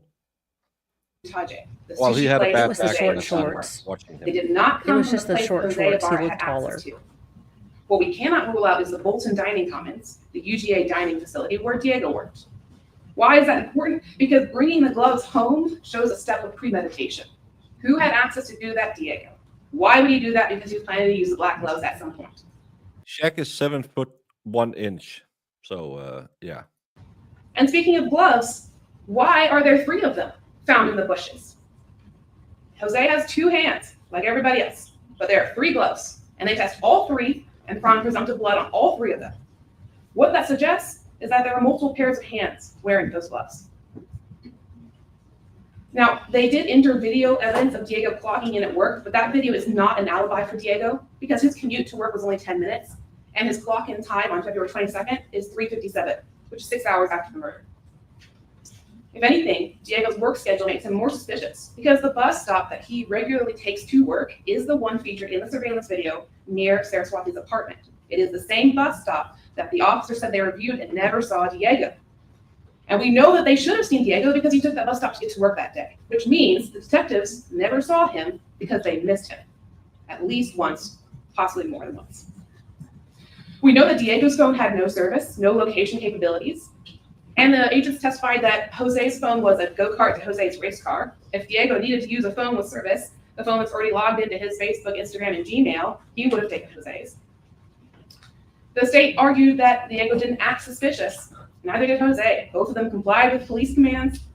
Both of them answered questions and were talking, laughing outside the apartment. Officer Cyan testified that the vibe amongst all the roommates. No, Diego is a resident of a state facility right now. Was relaxed. They were smoking cigarettes. You can't assume anything good from Diego's behavior on February 23rd that you can't also attribute to Jose. But it goes beyond the possibility that Diego was involved. Diego himself, multiple times, confirmed it. First, by threatening Stephanie Slayton. Now, if Slayton has no incentive to lie, and the state did a lot of work trying to make her look uncredible. And I like the state is not about shaming females until they're testifying in a way that complicates their evidence. Because they try to use her sexual relation with Diego to implicate her involvement. They've tried to shame her for celebrating her birthday. But the truth of the matter is she was scared and she came forward to the police anyway. She talked to them multiple times. She offered to let them download her phone, even though she was fearful of retaliation. Those are not the actions of someone who is making something up. In the context of that conversation that Slayton was talking about, she tells Diego, I know you're in that area a lot. You must have seen something. You should tell the police. And that's when he said, if you tell them that, like I was in the area and I might know something, I will tell them that you did it and then I will kill you too. Why is the two important? Because it's implying that he has already killed before. But Slayton is not the only one who has heard statements from Diego that implicate his involvement. Your Honor is aware that there are inmates who have heard Diego say that he was wearing the blue jacket on the day of the murder, that Jose threw it away in the dumpster, presumably for him. He told them that Jose didn't do it, and the police weren't looking carefully enough at the evidence. He put himself on the scene and told those inmates that he saw Laken Riley's body. Your Honor is obviously going to be thinking, well, how did Diego then not show up in the DNA evidence? He might have. We know that there were multiple male profiles on the straw. They said it couldn't be a blood relative because of a YSTR straw, but we know that Diego was not a YSTR comparison from the fingernails. So that could have been Diego on there. And as Ms. Hinkle said, the absence of Diego's evidence is not evidence of Diego's absence from this case. Some of the minor profiles on the gloves and the hat were not identified. And the true allele ratios that the state relies on said that the DNA was more likely to be Diego's than Argenis'. No, that's not what it said. It was excluded. Oh, she's really misstating the DNA. Yeah. Look at the state prosecutor. She's like, not trying not to let the snark rise, but this woman is lying her behind off. And let's bring up this female shaming thing. The state prosecutor basically said she's an incredible witness. That has nothing to do with her being female. It has everything to do with the fact that she had a personal relationship with one of the people. She And she was drunk. admitted to being intoxicated to the point where she was, celebrating by herself. So these are things that you do have to take into account. If you are the court or a jury, you have to, there are instructions in there. You have to, judge each witness on what they may gain or lose from the case. If they have the, potential to skew it because of personal animus or love. So yes, this is not attacking her as a woman, it's attacking her as a witness. And if you can't figure that out, stop using lady bits as an excuse. For the love of Cheetos and everything that's holy. She was a terrible witness. You guys Yeah. called her, And she was just deal drunk with on the it. stand. She sounded drunk. And Scooter, Jose's wife, is in New York, so she probably didn't know anything. Another theory of the case that is not excluded by the state's evidence is that Jose was an accomplice after the fact of the murder. Maybe it was him throwing away the jacket, as Diego said. Maybe he was covering it for his brother. Maybe one of the two men in the area went to the dumpster, and one went to the retainment pond at 9:46, which is where Joseph Clementi saw somebody standing. Maybe one of them dumped clothes in a dumpster behind the apartments, and maybe one dumped clothes in the woods, where Officer Krischer found clothes exactly in that area that were not tested because they didn't fit the simplistic narrative of the state. Maybe there were two men involved in covering up Laken Riley's body, which is why there were 3 gloves recovered in the bushes. 2 people wearing 2 gloves. We just don't know what happened to the 4th. To explain why there are 2 rocks in this case. We know that Jose was looking for Diego on the morning of February 22nd, because Agent Hipkiss testified that at 2:30 in the morning, there's a missed call from Jose to Diego. So there is some evidence that he was looking for Diego. The Spanish phrase of the 911 call could be Yo Tango, but it could also be the name Diego. That could be Jose saying his brother's name. So now his brother was there seeing Diego unalive her and then taking the phone. And yet he managed to, while he was there doing this violent attack, not leave any DNA, but his brother sure did. So he's just an awful crimer. It doesn't make sense. It's okay, you have to fight, but you don't have to be ridiculous. Under that theory, of course, Jose would be guilty of tampering, but that theory does not prove that he was present or involved in the murder of Laken Riley. I want to speak last about 2 specific charges: aggravated assault with intent to rape and the peeping Tom charge. Their basis for concluding that the aggravated assault with intent to rape was the state of the clothes and the markings on her body. But Maxwell, the officer who found Laken Riley, testified that the area where he found Laken had vines and thorns. He testified about those catching on his uniform as he walked around looking for her. And they also, so it could have been that she was cut up by the vegetation in the area. We know that she unfortunately was dragged at some point because the scene where the blood is separate from where her body was found. So the scratches could have come from her being dragged to another area. And we also know it's unlikely to have been the scratches of her assailant from the fingernails, if that assailant was Jose, because when Daniela Stewart went to take his fingernail clippings the day after the murder, they were too short to take any clippings without having cut into the quick and being very painful. So it's unlikely to have been Jose's fingernails that caused those scratches. We also know that she had bloody marks on her ankles that didn't correspond to the wound, which suggests that somebody with bloody hands grabbed her ankles and used that to move her. And that could explain how her clothes are pulled up in that dragging position. We know that there was a struggle. We know that Miss Riley fought. Somehow her clothes could have ended up twisted in that struggle. And lastly, the intent to rape is a very specific intent. It's not just an intent to sexually assault someone. It's not just an intent to look at someone. It's not just an intent to expose their breasts. It has to be the intent to commit the legal definition of rape. And in this case, there's no evidence of trauma, according to Dr. DeMarco, of anything like that having happened or even attempted to happen. As far as the peeping Tom, the only part of the evidence I wanted to highlight for Your Honor at this point is that when Ms. Saraswati identified someone looking into her apartment, she said she never saw any part of his face, only the rim of his hat. So I think there's reasonable doubt that someone was actually able to look in. It may have just been the hat that was visible to Ms. Saraswati. Just one moment, Your Honor. So his fetish is to put his cap lid on evidence that is subject to more than one interpretation is not proof beyond reasonable doubt. I would remind Your Honor that even if you think the alternative theories of the evidence are less likely, but they present any reasonable doubt, you would still be required to find Mr. Ibarra not guilty. We ask that Your Honor apply the exacting standard of the law to these facts and find Jose Ibarra not guilty. Thank you. Ms. Ross?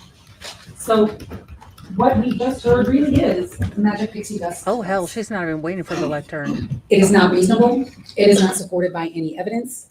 And it is desperate. And it is a combination of a break with reality and mischaracterization of the evidence. And I can just give you a few examples. They did not report, the GBI did not report that someone else's DNA who used to work at the crime lab was in any of these items of evidence. That was not the testimony at all. The testimony is that they have a validation for true allele. And if any amount, it was a 4% contributor, falls below their threshold, those are not reliable results, which is how they compensate for the known error rate of true allele. The GBI will not report results below the known error rate of true allele. Every single result in this case that is before Your Honor is reliable, reproducible, and validated. That's why they reported it. If it were not those things, they would not have reported it. And then let me give you another example of the desperation. Well, the straw could be Diego's. No, it can't. It wasn't a YSTR result with the straw. It was a true allele result. And it was this defendant's DNA on the straw with a mixture of someone who the expert testified is not a male relative. He could not be on that straw. So what we have heard is truly a mix between mischaracterization of the evidence and the magic pixie dust defense. There is no reasonable explanation for all of this evidence other than he is guilty of every single count in this indictment. And the you should acquit him because Tejasvi only saw the rim of the hat. That completely ignores that there is a head on the hat. That is desperate. And she said herself, he peeked. I see him peeping in my window in the body cam video. He is guilty of that, which shows his state of mind. And her aggravated assault intent to rape truly is what I thought it would be, which is he killed her, but he didn't try to rape her. Her underwear is torn. And I know Your Honor is an experienced jurist. There are multiple cases out there in the state of Georgia that disheveled clothing alone is enough to support a conviction for aggravated assault with intent to rape. But we have more than that because we have his motive 73 minutes before, and we have evidence of her clothes going in two separate directions. So those are, as my old trial partner used to say, just ink in the water. That's just to distract the court. The defendants, our evidence isn't based upon him having exclusive access to the phone. We never said that. She said that. What we have said is he had the phone that day, and there's no evidence to contradict that testimony. In order for you to find him not guilty, you would have to ignore all the evidence. They're saying, don't believe the DNA, it's not reliable. Don't believe the fingerprints, it's not reliable. And by the way, Tim Stewart covered in the the Albert fingerprint hearing that it is not unusual to not get an APHIS hit, but still do a hand-to-hand comparison and have a match. And his results, if you're at least a bit skeptical about them, and you shouldn't be based on his experience and his training and the methodology and the board that he created and how he explained how he got there, were blind peer reviewed by another completely different examiner who came to the same conclusion. This is reliable evidence. It's reliable forensic evidence. And then they're like, oh, well, don't believe the digital evidence because you can't believe that either. There's no reason for you not to believe all the evidence in this case that's been put before you. And when you look at all of it together, it has only one reasonable explanation, is that he is guilty of everything in this indictment. And for the past week, Ms. Jackson and I have been fighting for Laken Riley every day in this courtroom. We're done. Our work is done. And we turn this case over to you to make a decision on all of this evidence in this case.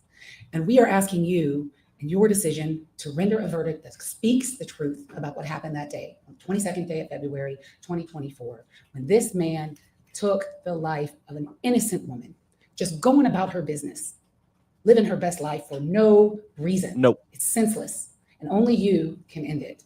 We're asking you to find him guilty of every single count in this indictment, to bring justice to Laken, her family, her friends, Tejasvi, and your entire community here in Athens. Thank you, Your Honor.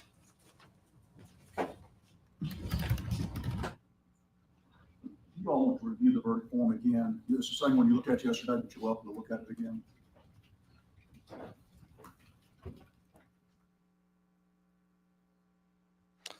Why does he have flight socks on or transportation socks on?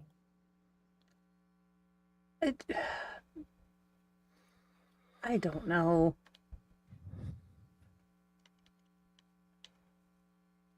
We'll take 15-minute recess. 15-minute recess. Oh, shit. I mean, suit. Sorry about the S word, but yeah, that's He's That's like, a look, short little I break. want to get to lunch. Aw. Yeah, he would be done in 15 minutes. Yeah, I mean, the defense had to do what they had to do, but what they did was exactly right. What the state's attorney said, they mischaracterized a lot of the evidence. It basically got up to, well, maybe Odinist did it, but with no backing or factual claims. It's a bad case. You should have just stood up there and said, please go through and very carefully check each of, the elements that are required in convicting on this charge. Please take your time. Please look at it with an open mind. There are some discrepancies that we'd like to bring up, and don't be a snarky butthole about it. But then you just say, we hold the state to their burden, and sit down. Yeah. They gotta do what Hey. they gotta do. Yeah. Pixie, get to bed. Oh yeah, what time But is the it? facts were not on their side, that's for sure.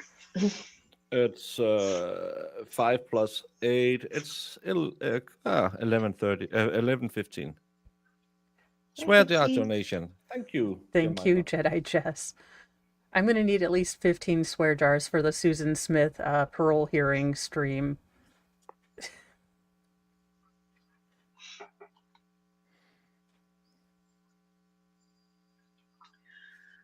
Yeah, I mean, usually when I see the bench trials, though, the judges don't come back that quick. They actually take a day. Well, sometimes Yeah, that one that I seen, he gave a date. Like he said, Yeah. I'll be back on the 15th or something like that. Well, or maybe he's taking a 15-minute recess to then give them a timeline, but I think it's a 15-minute deliberation. Yeah. That's Let me look We up don't if know. Georgia is a same-day sentencing. I don't think they are, but yeah. Yes, the sentence, he could have just shown them the verdict form, taken it down on his table, written guilty, not guilty, and give it back to them and said, this is my verdict. It's there's no requirement for deliberation. And then from what just Google says, for misdemeanor charges, you may be charged on the same day. In the case of felony convictions, sentencing is typically a separate court date so that it can give them time for the investigation that shows what they did and how their childhood was. Pre-sentencing And hearing. yeah, I was like, what is the word that I'm supposed to say? And I've only watched 9 bajillion trials. Don't you just love it when you've been doing this for about a year and you're like, what is that thing when they close? What's that Right. called? Yeah. No, she wasn't sentenced the same day. No. She came back. Yeah. I don't even think we covered the sentencing because it wasn't televised. We did. I remember clearly that we covered the sentencing hearing. It was really good. Yeah, I was we called a did. racist. That's the most I've been called racist in a lot of times, and it still pops up every now and again that someone watches that coverage and called me a racist. We don't really like to cover a lot of sentencing because it gets a little crazy. Because I don't like the victim statement stuff that where they get to tell suggest to the judge what they believe the person should, and how crazy it gets sometimes. I'm not a big fan of that, but Yeah, those are the hard days. Those are the days where I really wish I didn't cover the trial, but I feel like it's, at least for me, it's, respecting the victim because they got to talk kind of vicariously, but also respecting the family. And, even the defendant's family. I mean, a lot of these families are good families and they had, jerk faces that came out of it. So it's not a fun day. We watched that shooting up in New Hampshire, or wherever it was. And since then, I haven't covered an impact statement hearing because that was so horribly, horribly wrong. They I don't mind that people are religious. I think people should choose their Oh yeah, religion, that and one. if they choose to be heathens, Christians, Asa believers, Muslim, whatever you want. But the hypocrisy Oh, of a well, family whose kid hung out with a convicted felon, talking about, oh, he was doing so much for the church, and him and God were like this, and God, we always lived by God's words, and He said we should forgive. But I hope you burn in hell. Go f yourself. You're such a bad person.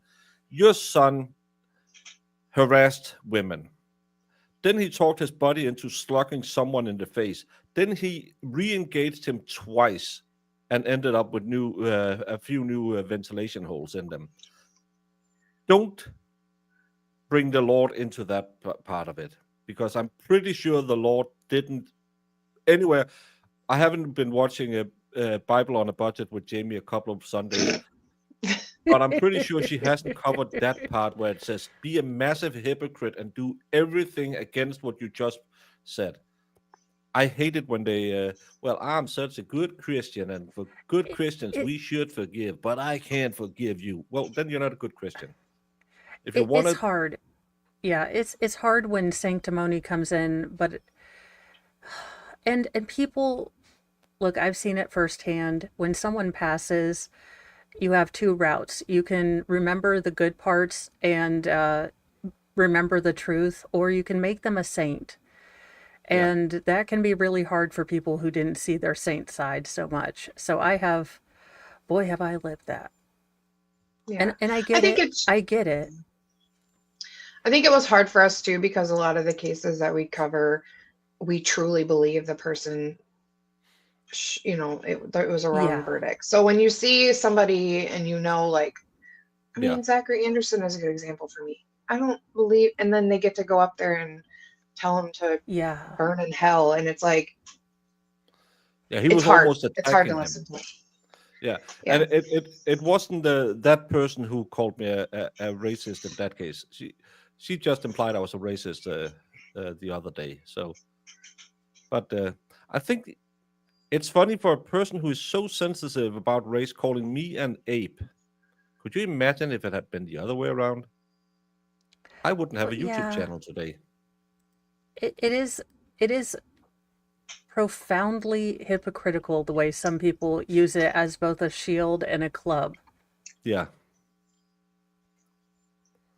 Yeah, that case was, he should never, I don't even know how much he got, because Jamie and I was starting it, and did we last 10 minutes? I don't even think we last. I got so mad at that. Got mad, turned it Yeah. off, but I continued to watch it, and the judge even said, because of his size and the kid's size, they gave him I think they gave him almost 30 something years, because Yeah. he was bigger than the guy, so he should have showed restraint basically and done nothing, even though that's he was the one What's getting attacked. I was just like, whoa, that's so dumb. yeah. I mean, they can He pull was a out little anything. guy. It doesn't matter how much he was beating on you. You're like 6'5". You should have did nothing. It's like, okay.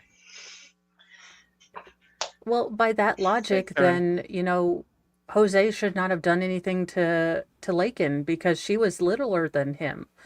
I mean, or Laken shouldn't have fought back because he was bigger and she should have known that she was just going to get clobbered. I mean, it's dumb. Yeah. It's the dumbest logic.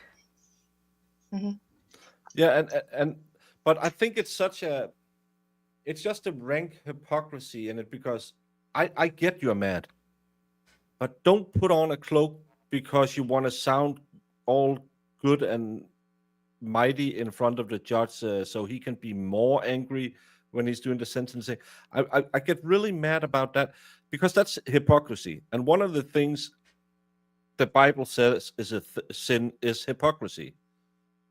And I would say by tacking on God or Jesus to your hatred, you're taking their name in vain. Yeah, it's a call to authority that, again, is subjective for most. I mean, you say that to an atheist, they're going to be like, I don't care.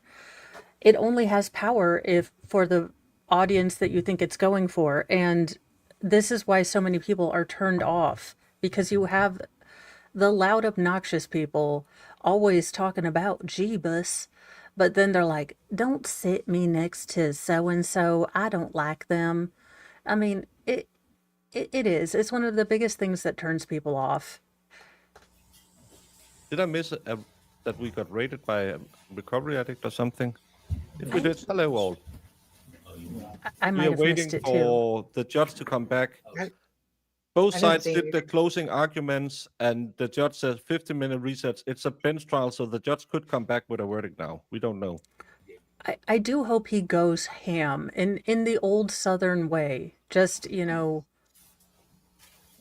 not biblical, but absolutely. Yeah. Um, The case is out of New Hampshire. It's a self-defense case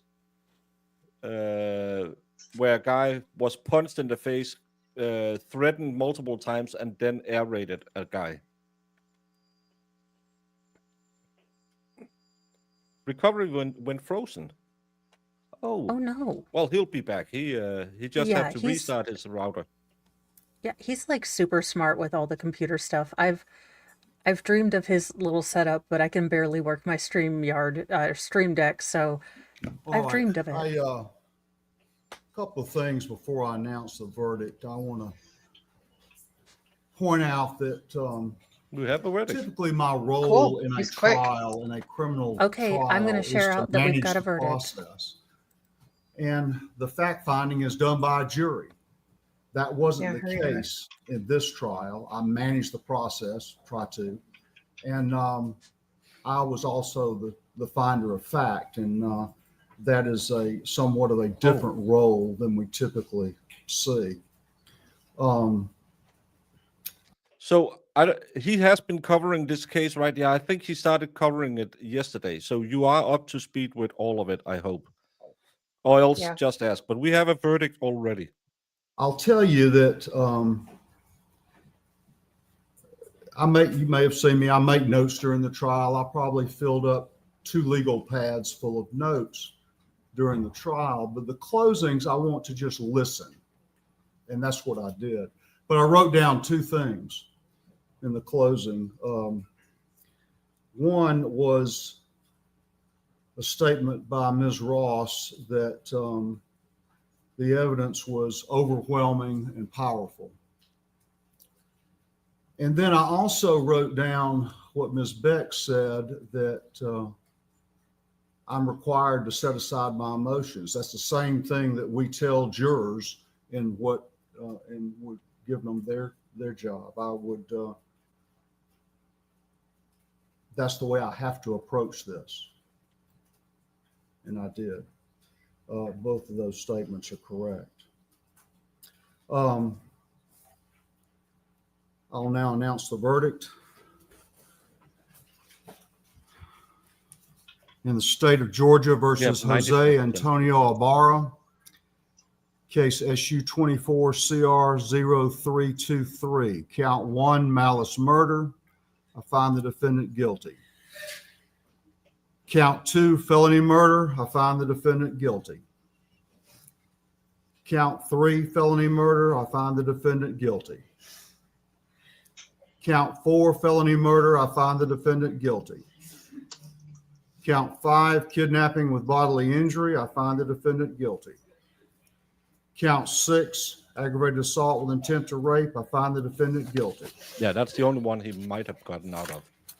Count 7, aggravated battery. I find the defendant guilty. Count 8, obstructing or hindering a 911 call.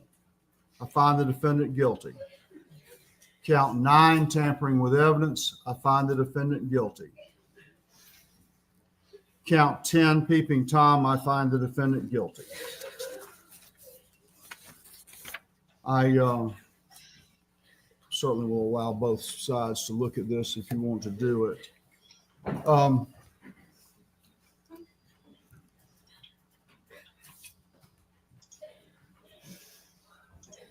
The next step is sentencing. I I'm prepared to go forward with that now, or if either side suggests that you need a few minutes, an hour break or something to do that, then I'll certainly do that as well. Consider that. Just get it over with. You can hear the families Yeah. breaking down. Sure. Yeah, I mean, what a rush of relief that your daughter finally got justice. I understand. I understand. We will recess till 12:30. Recess till 12:30. Will that work? Yes, sir. Okay, thank you. I think they should have asked him to go on with it, because she will compose herself, but it'll have taken 5 minutes and it'll be over with. Yeah. I get that, but I also see needing to have a couple minutes to process this, Yeah. to be able to be composed. I don't know that I would be able to be composed. I might have to, and I would, Lord knows I would stand for my child, my daughter, but would I be able to read a letter and be eloquent about all the things that this person has taken away from me?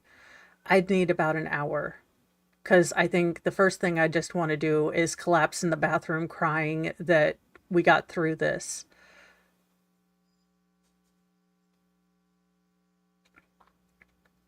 And then I'd want to probably leap over the lectern, but that's between you, me, and Jesus. Yeah. Jesus got the wheels and he gave me the boost. Well, Jesus also flipped some tables, and that's the Jesus I'm channeling today. But no surprises. Yeah, that's crazy. No. I do wonder what his sentencing speech will be. I think this judge is very measured. I think he's seen a lot of ish. I think he's calloused, but I think this is the time where he gets to kind of say, and again, be a voice, and why the state is punishing them. Quiet and sassy, yes, the family, they're adjourning for about an hour and a half to give them some time to compose themselves, and then it will be, oh, we get elevator music? Oh, they've been doing that lately. Yeah. On court TV. Oh, fancy. I think it's kind of an audio cue, so people we have to come back now when the music stops. That's a good idea. But in an hour, I've set up a new stream, because then we can yes. all go get some food, get ready, instead of keep going, and then there's victim impact statements, and we can't get out of here for 2 hours. So I think we'll take a short recess and be back recess. Jamie, you will take a pregnant pause. I guess. Hi, y'all. My name is Mo. How you doing? That's who I'm going to be for next Halloween. I'm Jimmy. How y'all doing? You know what? Yes. When did you first meet Maureen? It was in the summer of 14. And where did you meet her?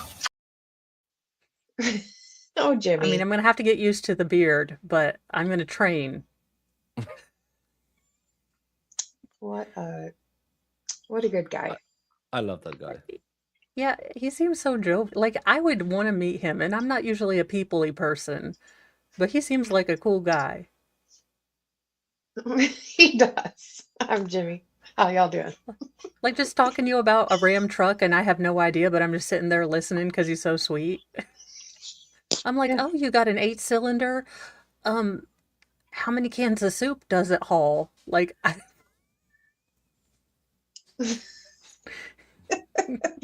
But remember why he was in the case. He sold her a car and got a little nookie. well, I mean, did he He make was her pay sucked in sticker by those price? short shorts and those cowboy boots. That's what he had said. How else does anyone shop for cars? I don't pay sticker price. You know, Daisy Dukes, that's what you do. You go to the dealership and you're like, I'm a dumb girl. No, this market value is lower than that. I'm going to need you to get off a sticker price right now. These boots were made for walking, and I will go over to Ray Skillman. You over here at Johnny's Hyundai doesn't give me a deal. No, yeah, for us, yeah, they'll be back at 6:30 our time. So go make you some lefske Yes. and have some myseost, and everything will be fine. All y'all will be back in an hour. I will redirect my stream to the later stream. I've sent Mo the StreamYard link if she has it set up already. Nope, I'm How getting long has that. the process been? When did the incident happen? February this year. Thank you so much, Roro, for becoming a YouTube member. Oh. Is the verdict in guilty? Guilty in all counts. On all counts, I think it is. Yeah. So we are just getting the sentencing already at 12:30.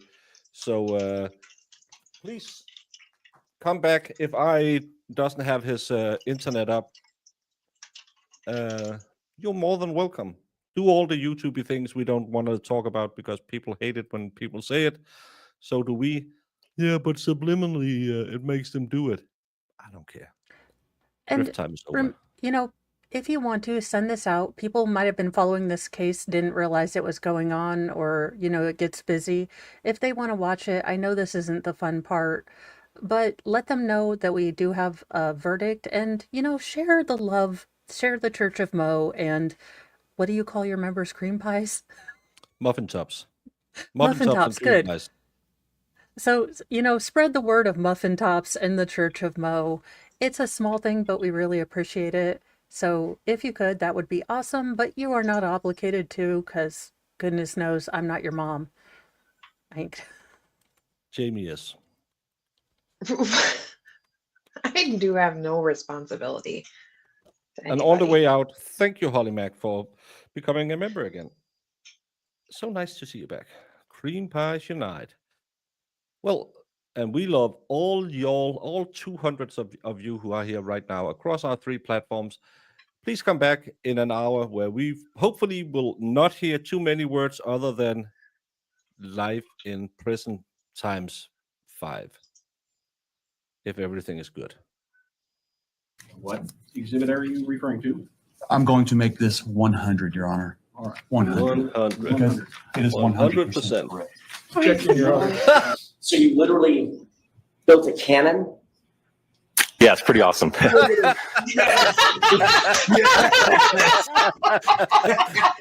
right, I'm in love. Go back. Please do that again. Oh, that was the cutest thing I've ever seen. While I'm waiting for this, did you, whether it's true or not, believe that Mr. Randolph had slept with your wife? I wouldn't care. You wouldn't have cared? Seeking it. Did you believe he had slept with your wife? No. Did you believe he slept with your mother-in-law? Probably did. Everybody has. So